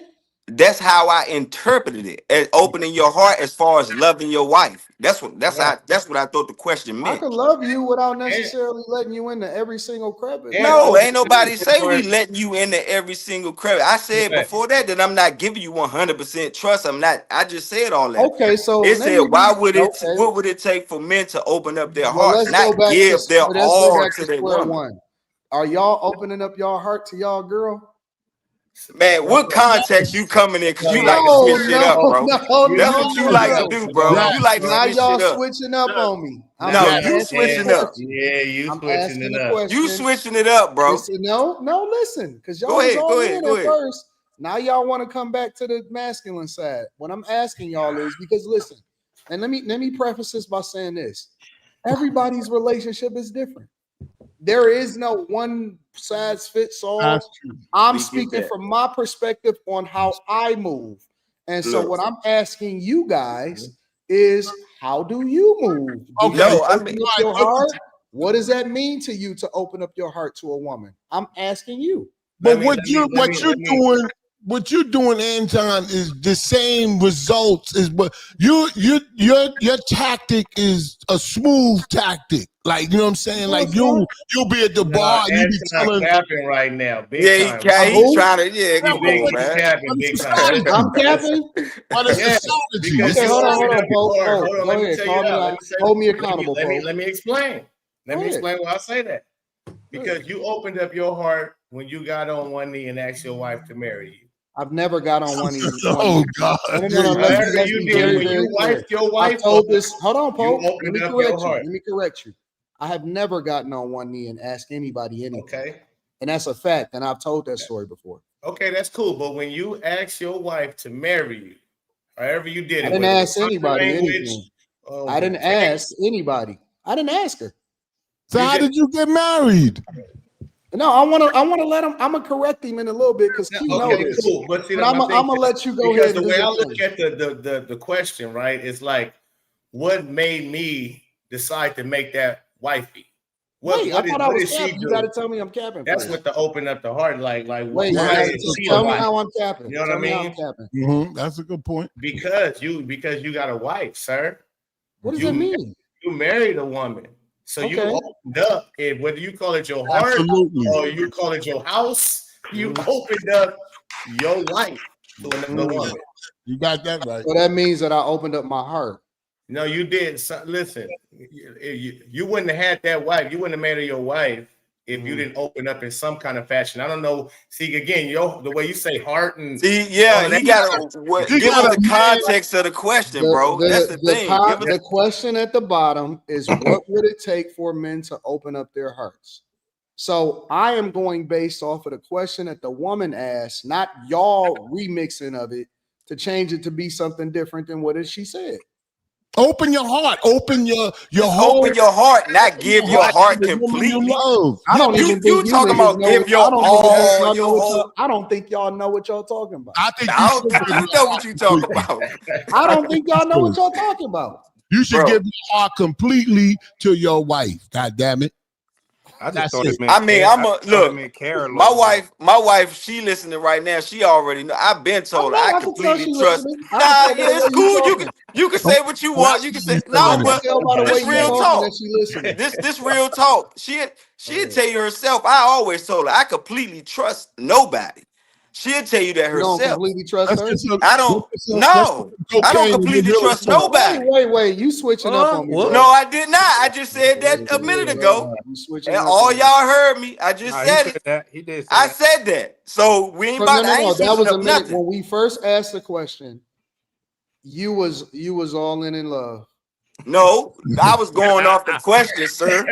And you switched up the question, talking about completely your all, your everything, your heart, mind, soul, added body. the context for me. I said that everybody's relationship is different. There is no one size fits all. And I added my context. And I added mine. That's what I'm saying. Yours. You changed it. Nah, I did, man. Come on, bro. Come on, bro. Come on. Nah. All of y'all was like, no, I'm not gonna say it. From this nigga crazy. Hey. No, but I love my wife. I'm not gonna sit there and say I don't. They've been married for years. Yeah, I've been married for 10 years. That's my dog. And let me be clear. First of all, before we even continue this conversation, I want to say salute to y'all because I love it when people have strong families. I like the fact that y'all, you know what I'm saying, are all married. I think that that's absolutely awesome. So I'm not dissing at all. I'm just asking the context behind why y'all think the way that y'all think and what this means to you when they say opening up your heart to your girl. But aren't you married? Are you married, Anton? More people interested in why did you get married? Tell everybody why did Anton Daniels decide. How did this become about me? No, because we want to know now. Yeah. Well, wait. I've answered this 1,000 times, so I don't mind answering it again. But before I do, I want to make sure that I get everybody in, right? Because, I talk a lot and I'm here every single week.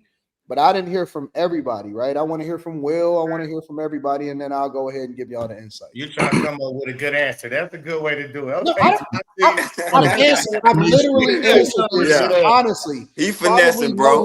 No less he's than a good 50. finesser. I've been on this for almost 12 years. I probably answered this question about 50 different times, literally. So this is not nothing new. I'm not going to give you, once I probably start talking about like, oh yeah, he said that 80 times before. Like, this is not nothing new. My whole life has been on the internet. You married her? You talked about why you married her 100 million times, because that's my question. I've had this conversation 1,000 times. Okay, all right. I'm interested in that. But I'm telling you, to love. There's people in the chat that will tell you that I answered it 1,000 times. It's not new. To love your wife is one thing, but you still, if you don't like her, y'all didn't even let everybody else talk. I was trying to let everybody else get their thoughts in. Like is more important than love. Love turns into sympathy. That does. Love turns into sympathy. My wife still likes me, and I like her.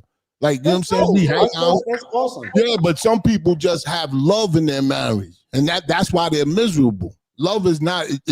You got to have more than love. You got to have spontaneity, whatever you call that shit. But you got to have all of that stuff. Well, let me ask Will, and then I also want to get Oscar in there too. Will, what are your thoughts about opening up your heart?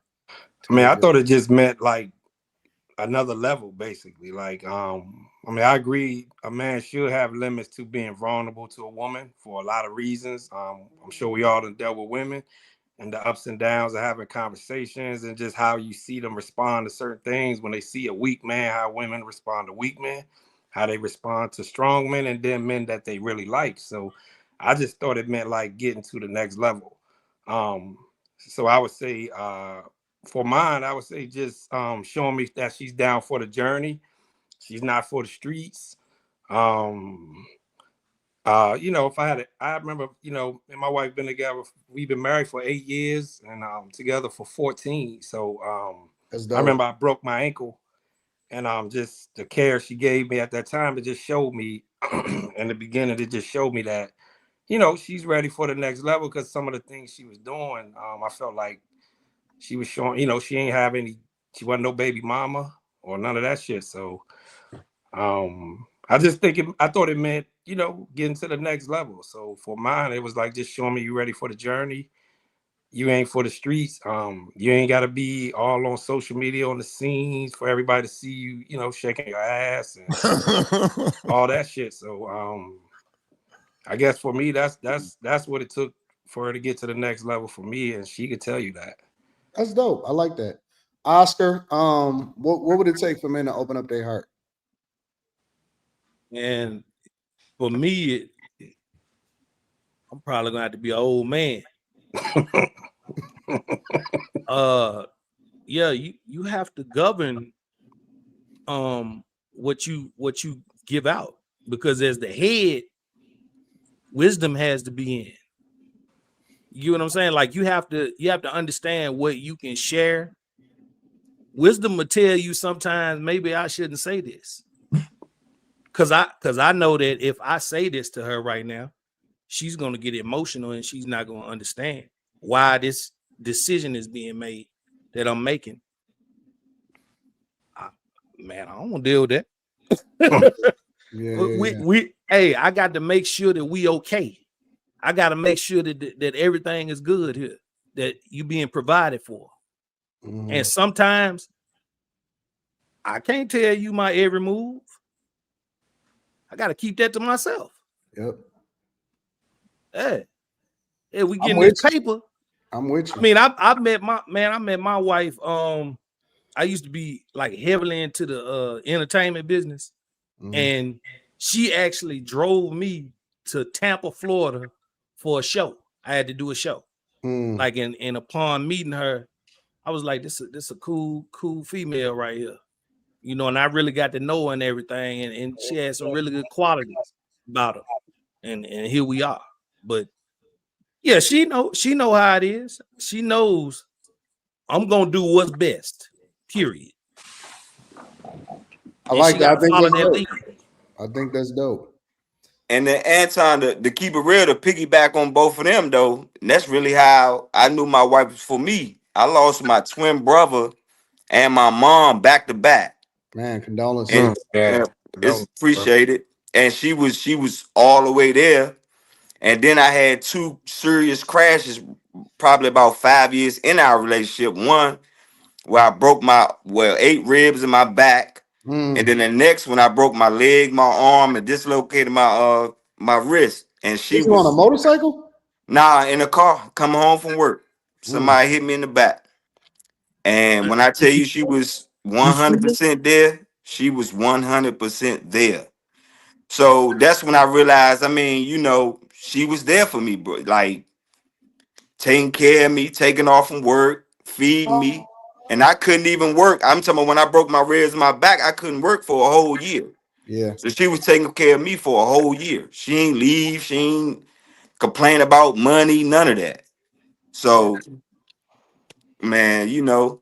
Oh, that's dope. I think that's awesome, bro. That's absolutely Appreciate awesome. Thank you, men, for opening up your hearts to us on this panel right now. They want me to answer the question again. They hate us. Most You got a 1%. Question. So you said, why did I get married?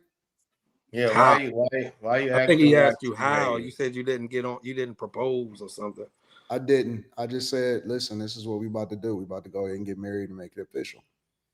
Mm-hmm. But why did you do that? Yeah, this is So why? All right. So one of the things that it's multiple different reasons. It's not just one reason. Mm-hmm. One of the reasons was that she was one of the most valuable people that I had met, and she was 100% obedient. Right. Mm-hmm. Even from high school when I told her, and I've told this story 1,000 times that she asked me to take her virginity. I told her no once I found out that she was a virgin. Because I told her she wasn't like all of the other chicks, and she didn't have a father in her life. But when I told her, I said, yo, hold it down and don't give yourself to anybody else and just chill out. And she stuck with that for years. And you know what I'm saying? I thought that was dope. And then she automatically added value into my life when she first came into my life. You know what I'm saying? So she was 100% obedient. She never bucked back. I remember when she would get her income tax check, and she would just bring it to me. And this is before we was married. She would just bring it to me and say, "Hey, you know, guide me, tell me what it is that I need to do, or you do whatever it is that you need to do with it." So it wasn't just that though.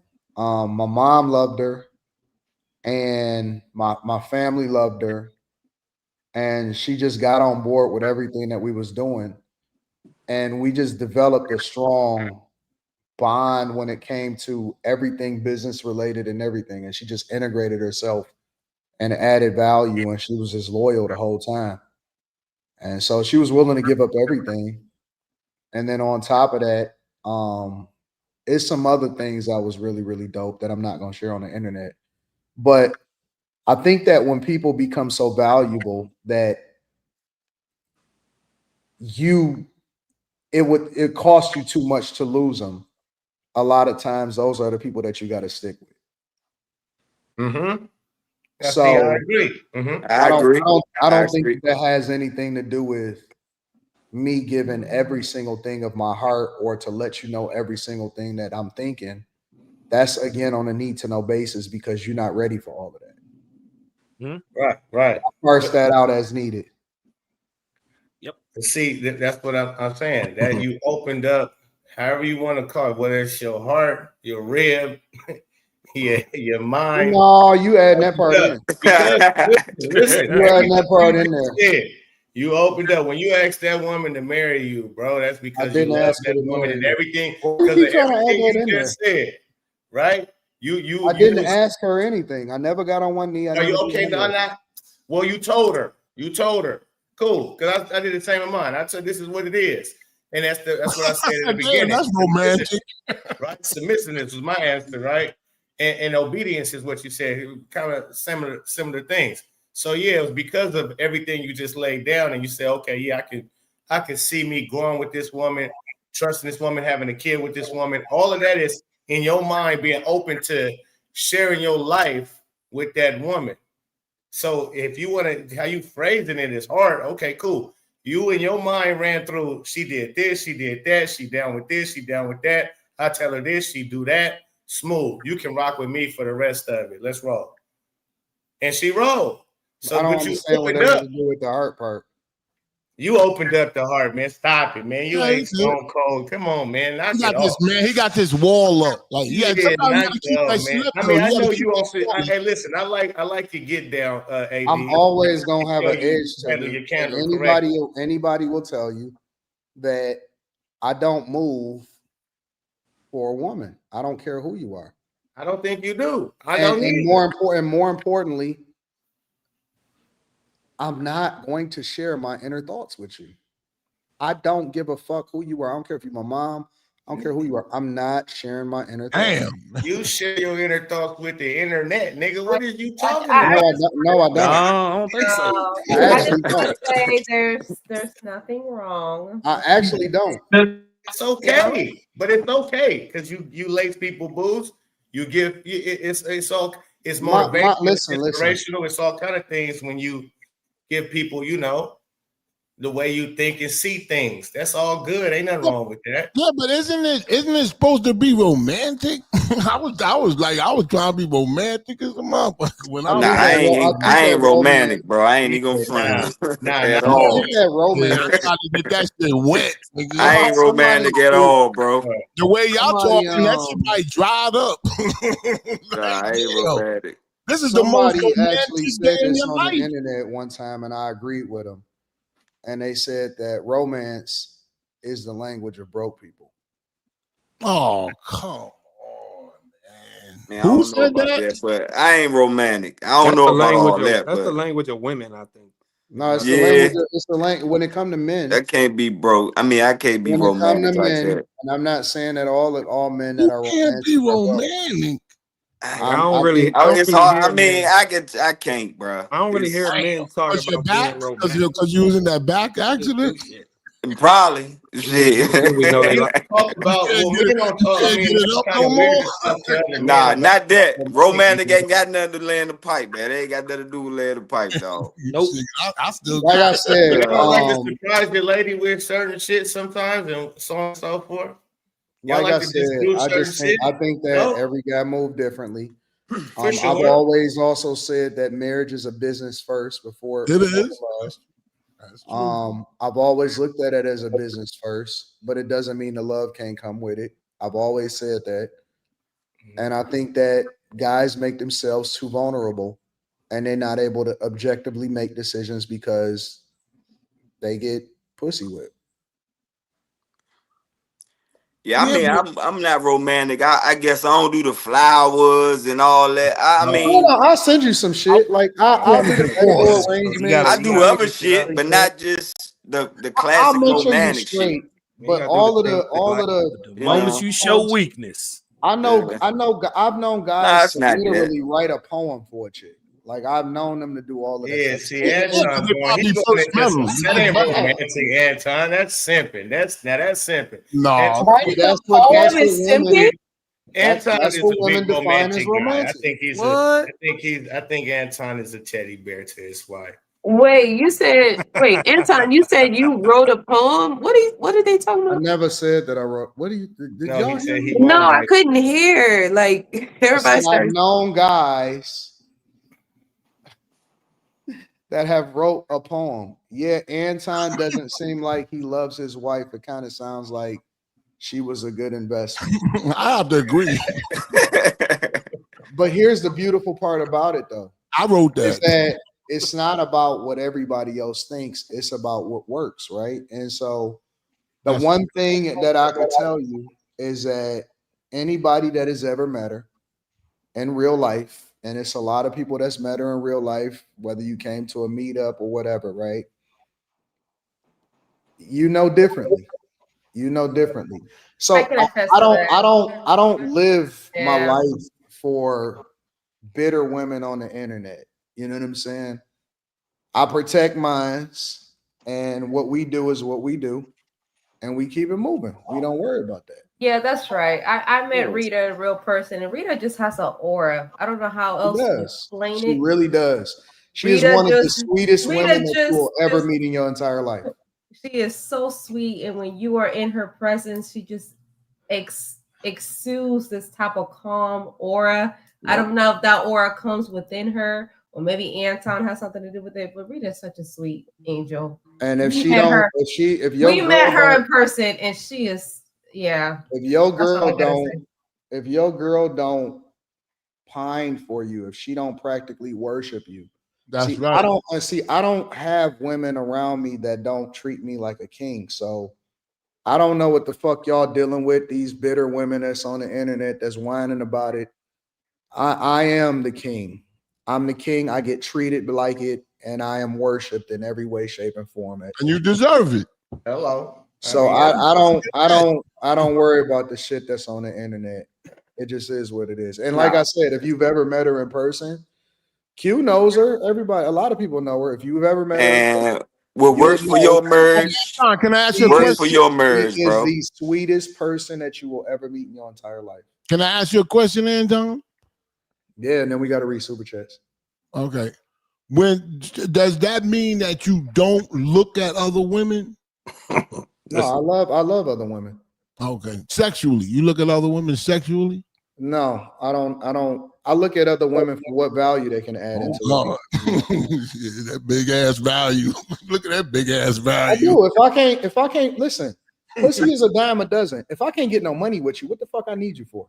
I'm talking about no, you got plenty of money. You don't need no money. I'm talking about A looking. value add can be anything. It could be creating more time for you. It could be Q is a value add. I've had Q in my life. I'm a girl Q. I've had Q in my life for years.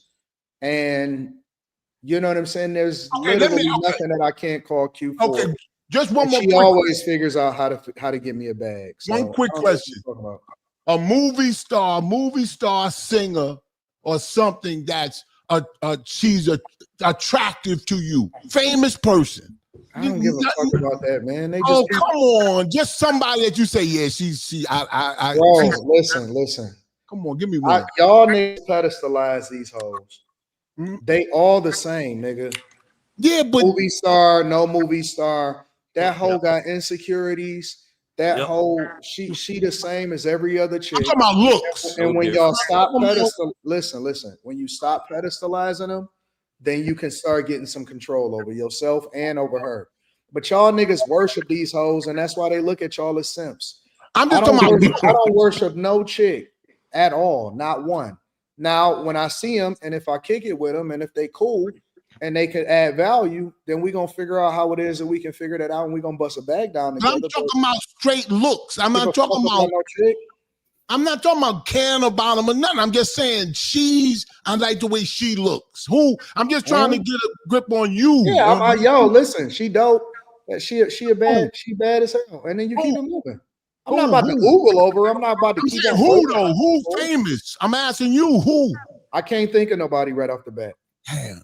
How about Lotto? Lotto, man. Lotto.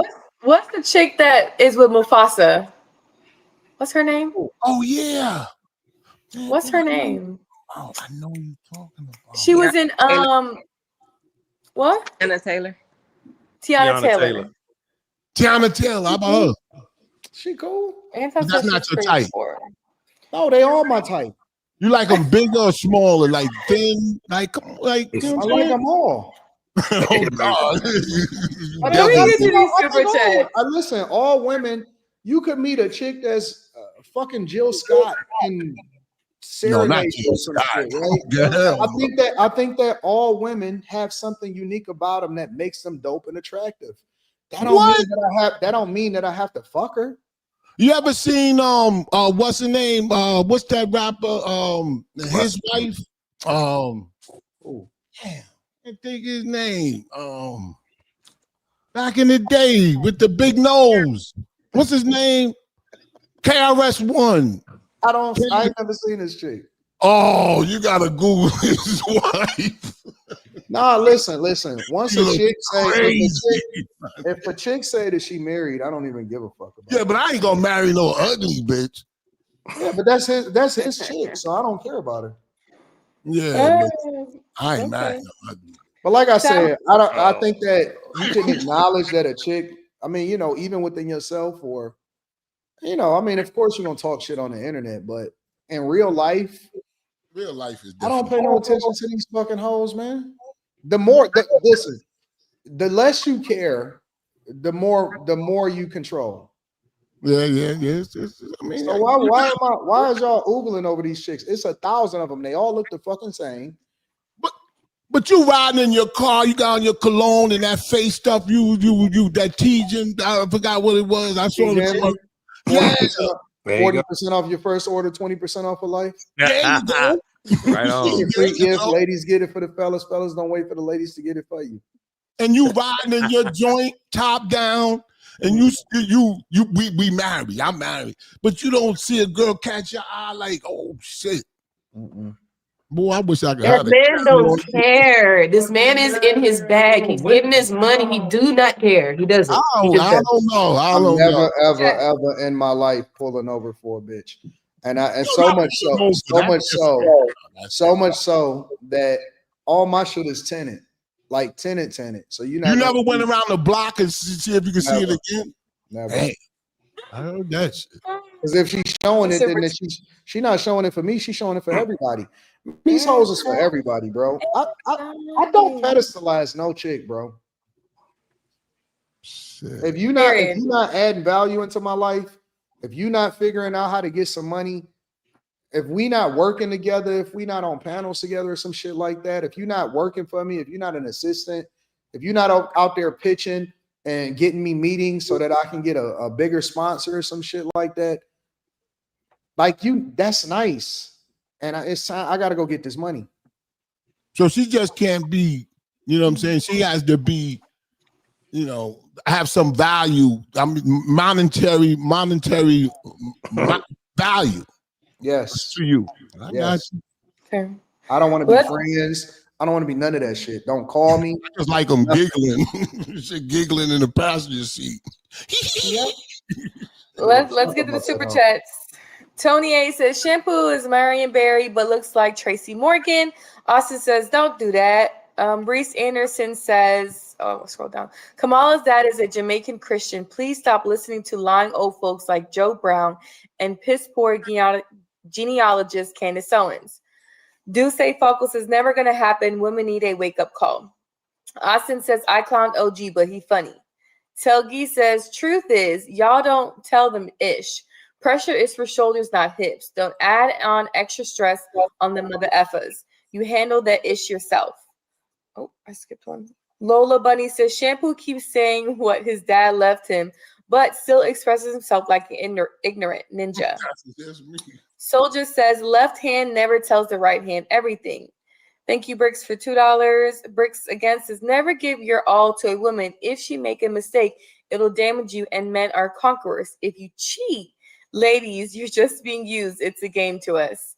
Telgi says, Q, about to read them super chats at match speed soon. Tanya Davis says, a wife must respect her husband like Jesus. With that reverence comes a little bit of mystery, but still trust. He loves us, but we admire, respect, and submit to him. Susie says, I keep your masculine card and still be a gentleman.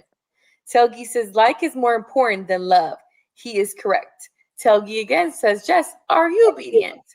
King Motivated says, it's crazy that men say they'll grow old with someone or jump in front of an intruder, risking your life, but say, I'll never submit my heart. Anton, we will let you rock, though. Get your capping off, my G. DJ Harmonic says, Jess eye rolls are all the way to Georgia when Anton spoke. Chai says, men share your inner thoughts with Jess. Shout out to you guys. Thank you. They said with Jesus. Oh, I've always been taught. My father always said, I said Jesus. We can go to the next clip. My father always said that the minute that you start worshiping, pedestalizing, or you start prioritizing a woman based off of the stuff that like her body or looks or whatever like that is the minute that you either gonna get caught up with the chick, you gonna catch a lawsuit, or she gonna expose you. And so I always look at that shit as business first. Give a fuck about none of that stuff. And so that's how all of these dudes, the Shannon Sharps, all of them, the minute that they start pedestalizing women is the minute that the woman then take advantage of them. And next thing you know, they got to give out $10, $20 million. Never, ever, ever, ever put a woman before your bag. And always make sure that you protect yourself first. Okay. Just shout out to you. Sorry, guys. I don't have my glasses where I'm at. Sorry. But the next clip, here we go. It's short. Fellas. It's short. Go ahead. Okay. Fellas, I have a question. Are you guys also choosing now to like not date and stay single and just focus on yourself, travel, focus on your platonic relationships, things like that? Is that like the census of the men as well? Because I know on the women's side, a lot of women are leaning towards no kids, you know, not getting married, just traveling, living their lives, doing their thing. And they seem pretty excited about it. I was just wondering, is that something that you guys are leaning towards too? And do you feel that it is by choice or by force? Let's talk about it. Oh my God. So let me preface this by saying that when y'all speak on this, speak on it from the lens of what y'all think that the majority of men are doing, not necessarily what y'all are doing. Okay. Y'all think that there's a movement of men decentering women, and not necessarily caring about women or what they think anymore. And do y'all think that it's by choice, or do you think that it's being forced upon them and guys with this whole loneliness epidemic thing? I think it's a little bit of both. I mean, I think men are, you know, learning from experience and seeing what's going on in the atmosphere out here. Seeing how women, you know, how women are moving and how women are changing. And I think, you know, I think guys are starting to, you know, be more, some guys anyway, more about their bag and their purpose. It's a lot of guys that's not though. It's a lot of guys that, you know, they put women first and you can see the results in their life and their lifestyle too. So I mean, I think it's a little bit of both, but I think it's definitely a lot of guys choosing their purpose first in the bag.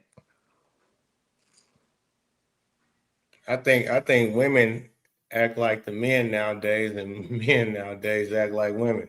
So yeah, men still want the relationships. Women nowadays, they more so don't want relationships, you know. But a man, especially a man who got a lot of options, you get tired of that type of shit. You get tired of bitches in and out, and you want that. You rather have that. What a lot of us up here got. You want to have that wifey at the house, man, when it's all said and done. But that's so hard to come by just on how the women acting and moving nowadays. A lot of women feel like if you can't beat them, then join them. I ultimately think that men set the tone and women match the energy. I think a lot of women have been jaded due to previous relationships or current relationships, whether that's due to infidelity, whether that's due to domestic violence, whether that's due to feeling like they're pushing the majority of the weight. I will say in relationships, a lot of women do a brunt of the household work, take care of the kids, and often nowadays with households and how that work, they're also working where they feel like men just go to work. So a lot of women are saying like, what the hell, like, what am I doing all this for, stressing myself out? And then too, it's also been studied that life expectancy, men tend to live longer when they're married as opposed to women. They tend to live longer when they're single. They tend to be happier single. So I can understand both sides of it, but subjectively, like, that's what a lot of women are feeling, and that's why they don't want to be with men. But I also think that men can't be alone. I do think that men need women, and I feel like whatever Shorty said in the previous video, I feel like it would never happen because I don't feel like men have the capacity to completely leave women alone, because men, for an example, they need sex as well. And who are they gonna get that from? You really think women happy though? Like, I mean, not obviously it's not No. all. I mean, I'm saying like, because a lot of women will stand on that pedestal that, you know, I'm happy being single. But then you hear those little back conversations of when they see a woman married, they look at those women a different way. They kind of, you know, sometimes there are women that will, you know, kind of seem like they waiting for something bad to happen to a married woman. But I see a lot of times women act like they happy when they don't have a man until they see a good relationship in front of them. And then it's like, you know, somewhere in their mind, they know they want that. It's just that guy. I think when women say a lot of stuff, I see a lot of women say a lot of shit on social media. And then as soon as they get a man, I don't hear them say shit. Like they disappear. You be like, damn, where'd she go? She was pro-black, hating black men. I'm talking about every comment come out their mouth is about something about a black man. And as soon as they get a fucking man, you don't see their ass no more. Because a lot of them say, you know, when they talking to you, they really mean the opposite. You know, I want a man to treat me like I want to be treated, and you know, my last man never he wasn't like you. You know, you cool and all that, but you know what I'm saying? It's all talk. Like it's all talk. But if I was single, I wouldn't. I would probably look for another relationship. I like to be in relationships. I don't like to be single. That proved my point. Men can't be alone. No, not really. Really, I want to answer I'm sorry, Jess question when she said who's going.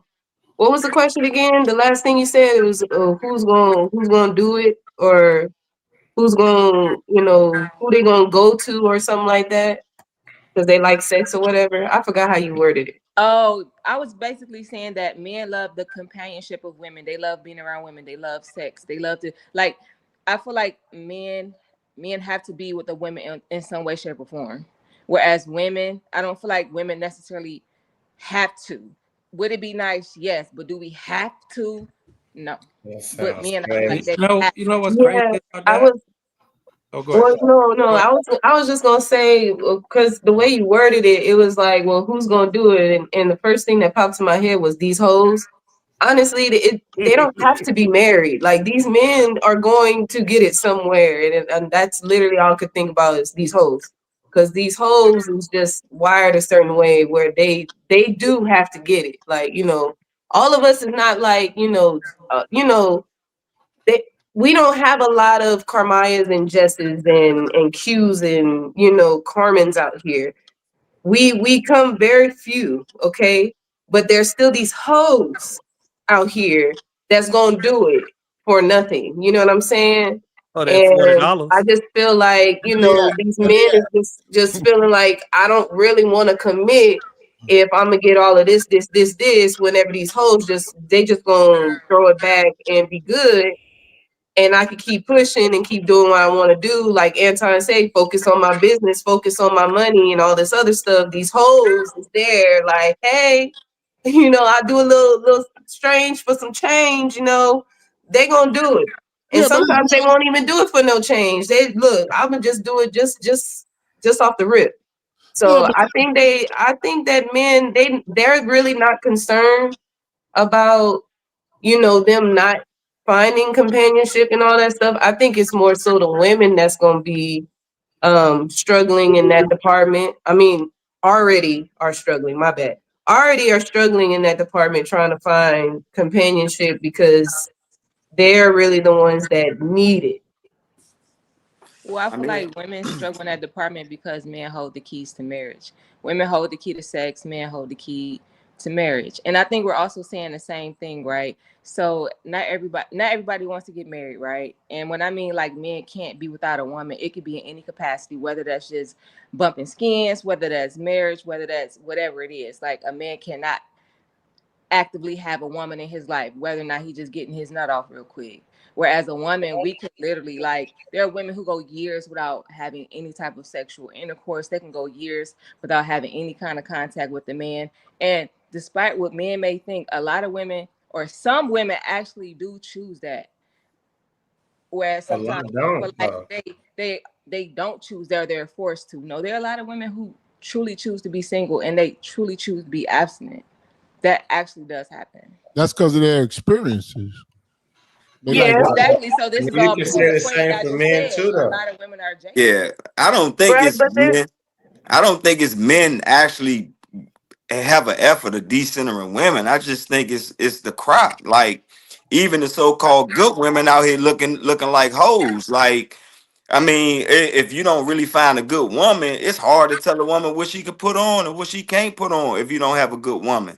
You know what I'm saying? That's some of the stuff I had to deal with before I got married. Like you gotta sit there and this ain't right. Oh, or they listening to their girlfriends and it's just a lot of BS. So men rather get their money, chase their purpose, and then look for the right one. I hope they find the right one instead of just settling down with some random woman. So I don't think it's an effort of actually decentering women. It's just we looking at what's going on out here.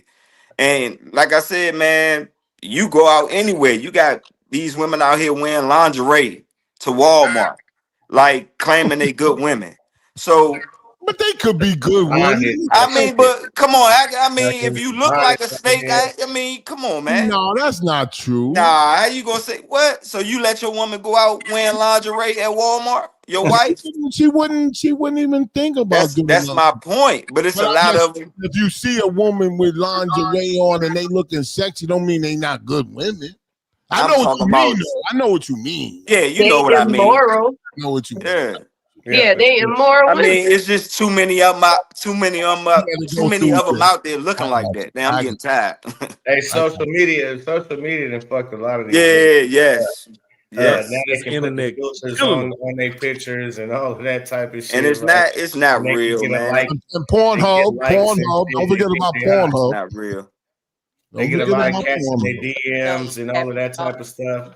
Do And you so- think that? Do you think that looking at making it look looking at images, women images naked, like Pornhub and these sites? Do you think that's desensitizing men? Got it. Come on. Yeah, come on, shampoo. Yeah. Yeah. Yeah, I think men getting a little bit desensitized by what they watching. I think You can just pull up your it's phone. And pull it out. I think it's an overconsumption of just too much crude shit in general. You know what I'm saying? Like that's the way of the world, men and women. You know what I'm saying? But the thing about men, we still somewhat hold each other accountable. No, The y'all. women, most women. No, y'all do not. Yes, we do. Well, No, a man will literally- look. a I'm man speaking. will I'm watch his speaking. homeboy. I'm speaking. Anton said, don't speak for yourself. Speak I'm in speaking. general. I'm saying as Men do far not as hold each other I accountable. can't speak for. I'm speaking for my peoples who you know what I'm saying. Nah, We talk we about do. in general, right? Remember when Anton said? I mean, I can't hold bruh accountable if I don't know him. I mean, I think. Sorry, I had a internet connection I missed, but to the little part that I just heard, I definitely do think that men hold each other more accountable than women. Why I think that is because when women like myself and in general, a lot of times we get called pygmies, we get called that we're capping, we get called all kinds of other things. Women cannot hold accountable other women because in return we get attacked. And because of that reaction, we don't hold y'all accountable at all. Why?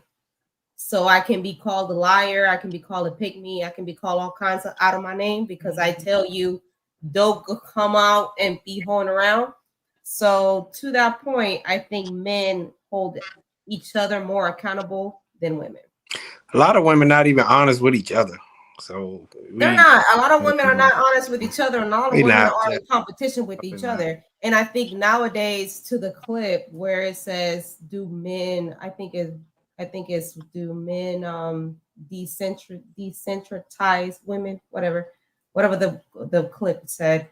Yeah, I do believe that nowadays men are a lot more vocal as to what they want, and they're not going to put up with it. And men are more okay with the fact that they're all perfectly okay with being alone by themselves. Men do not need women. Carmen. With like no, not without sexual activity, but okay, you can so when pay we for say that. alone, I want to talk You about can pay for that. alone though, alone, like nothing. I'm not. I don't think that's referring to like any type of sexual contact. Like I'm talking about completely, truly alone, and yes, I do believe that men are more 100% more comfortable with being with the fact that they will die alone. That ain't you. I suppose the question because they can pay for sex, but if you're talking about do they need sexual contact? Yeah, but like, they can pay for that. They can pay for that, but women cannot. Yeah, but I think it's a myth to say that men can just pay, regardless of what you think. I'm a lot older than y'all, and I'm gonna tell you something. When men have sex with women, even if they don't know them, or they have to have some type of connection to them. We don't just go like just have sex with this woman and leave. Trust me, we don't like to admit it, but in that moment, that's not true. I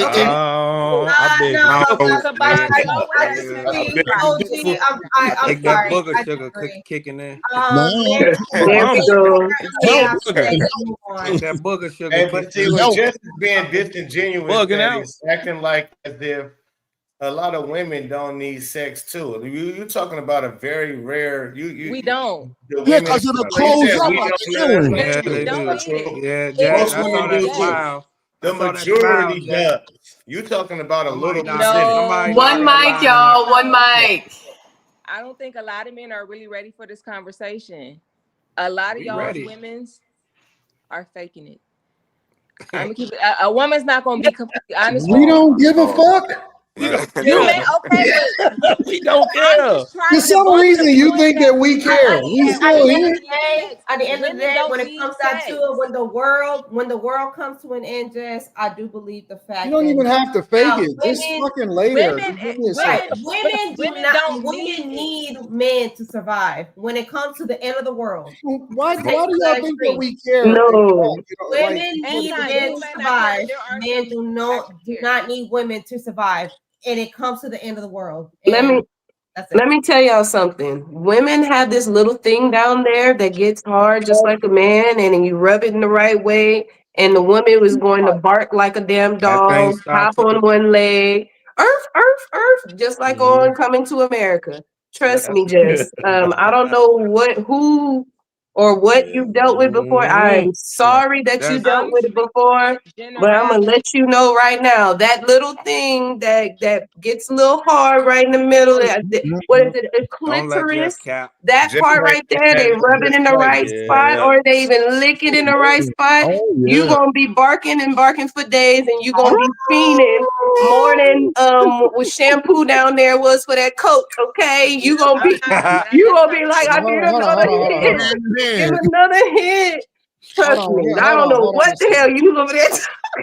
She's been disappointed a lot in her life. I can see it all. Hold on. If y'all heard one mic. Hold on, y'all. Hold on. I just got a question, and I've never understood this. Like, why would y'all fake it? Like, you hurting you. You're not hurting us. What's the point of faking it? That's a great question. A lot of women. So you get up off her. I'm not getting off until I'm done. Period. And when he's done, if I'm not done, let's go. Like, I need you. Yeah, never mind. You might catch a charge. And also, too, it is still taboo for women to be very so much sexual in the capacity that I feel like a lot of women would love to be. It's still very taboo. But you said that's the discussion right there. Dang, right there, Jess. You hit it right on the nail.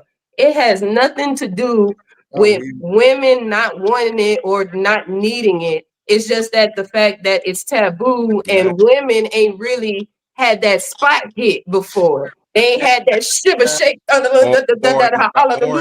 They ain't had that. So until you can get that, I think that you should always have an open mind and stay out of them waters with them other females talking about they don't need it. Because baby, you need it just like you need the Lord's. Okay? Yeah, Amen. if you're a woman and you don't have sex, but wouldn't it shut tight like an earring? Like if you get an earring, you don't put nothing in there, it'll close up. If you don't use it, it won't shut up. You lose it. Any muscle you don't use, you lose.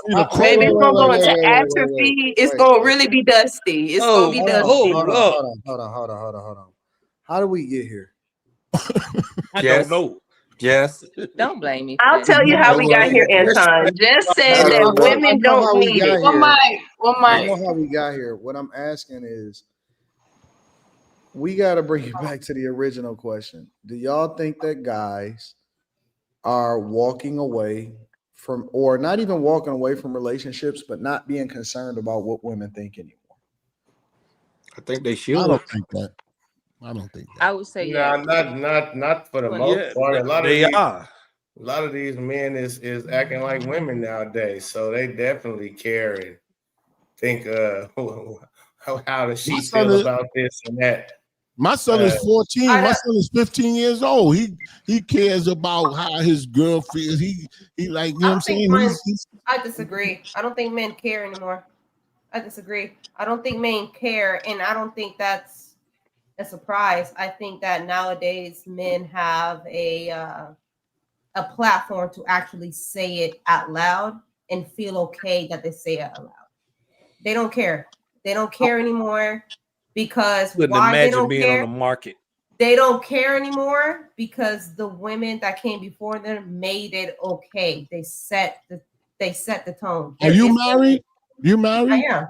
Yes, Oh, I am. why are you talking like that? I think that guys care. I don't think that they care enough to where they feel like they have to get married in order to. Exactly. I don't think men care enough to want to get married. Care because that's just a part of life, and people want to be wanted and they want to get whatever it is that they want. But then at the same time, I don't think that they think it's as important enough to go through the things that the men in previous years had to go through in order to get it. They're like, listen, if you coming, you coming. If you're not, then it is what it is. And I'm not necessarily gonna marry you either. It's a lot of guys that's like, I don't really care about getting married no more because they more scared about divorce than they are about getting married. And I don't think I think they want to. I just don't think that they see the value in it, considering this family court laws and all the shit that comes along with it. So I believe they want to get married, but there's a lack in the market of wife material. Cheaper to keep it. It's cheaper to keep. That's our fault. That's our fault. So I think men are okay with the fact that, do I want to get married? Yes. But am I willing to do and sacrifice all of this? No. And I'm perfectly okay with the fact of dying by myself. I think that's more acceptable. Everybody die alone. Everybody die alone, but I think it's more acceptable with men as opposed to with women. But yeah, I think there's a seriously lack of marriage material women in the market. And finally, men are starting to speak up about it, and it's okay. And die alone, when she say die alone, or people say that, it's more so on a thing of like, you on your deathbed, you old, and you ain't got nobody there to look after you. You be old. You could be young and be on your deathbed too. Y'all always putting death with old people. Most people don't make it till they get that old. Either, when you're going through something to where you won't be alone in the situation. Look at what's the name? Look at the guy that died swimming in the ocean from the Cosby thing. You know what I'm saying? That's what it is. Men are willing to get married. It's just too many women out here nowadays. It's ratchet, man. It's again, social media. It makes it that way. You show your ass a little bit, show off this, show off that. You can go viral when you're a woman. OnlyFans too. Yeah, whole culture is pushed to the forefront. So a man could try to take you seriously, but when you're so worried about all these other things, men can start OnlyFans too, and women will pay to see they junk.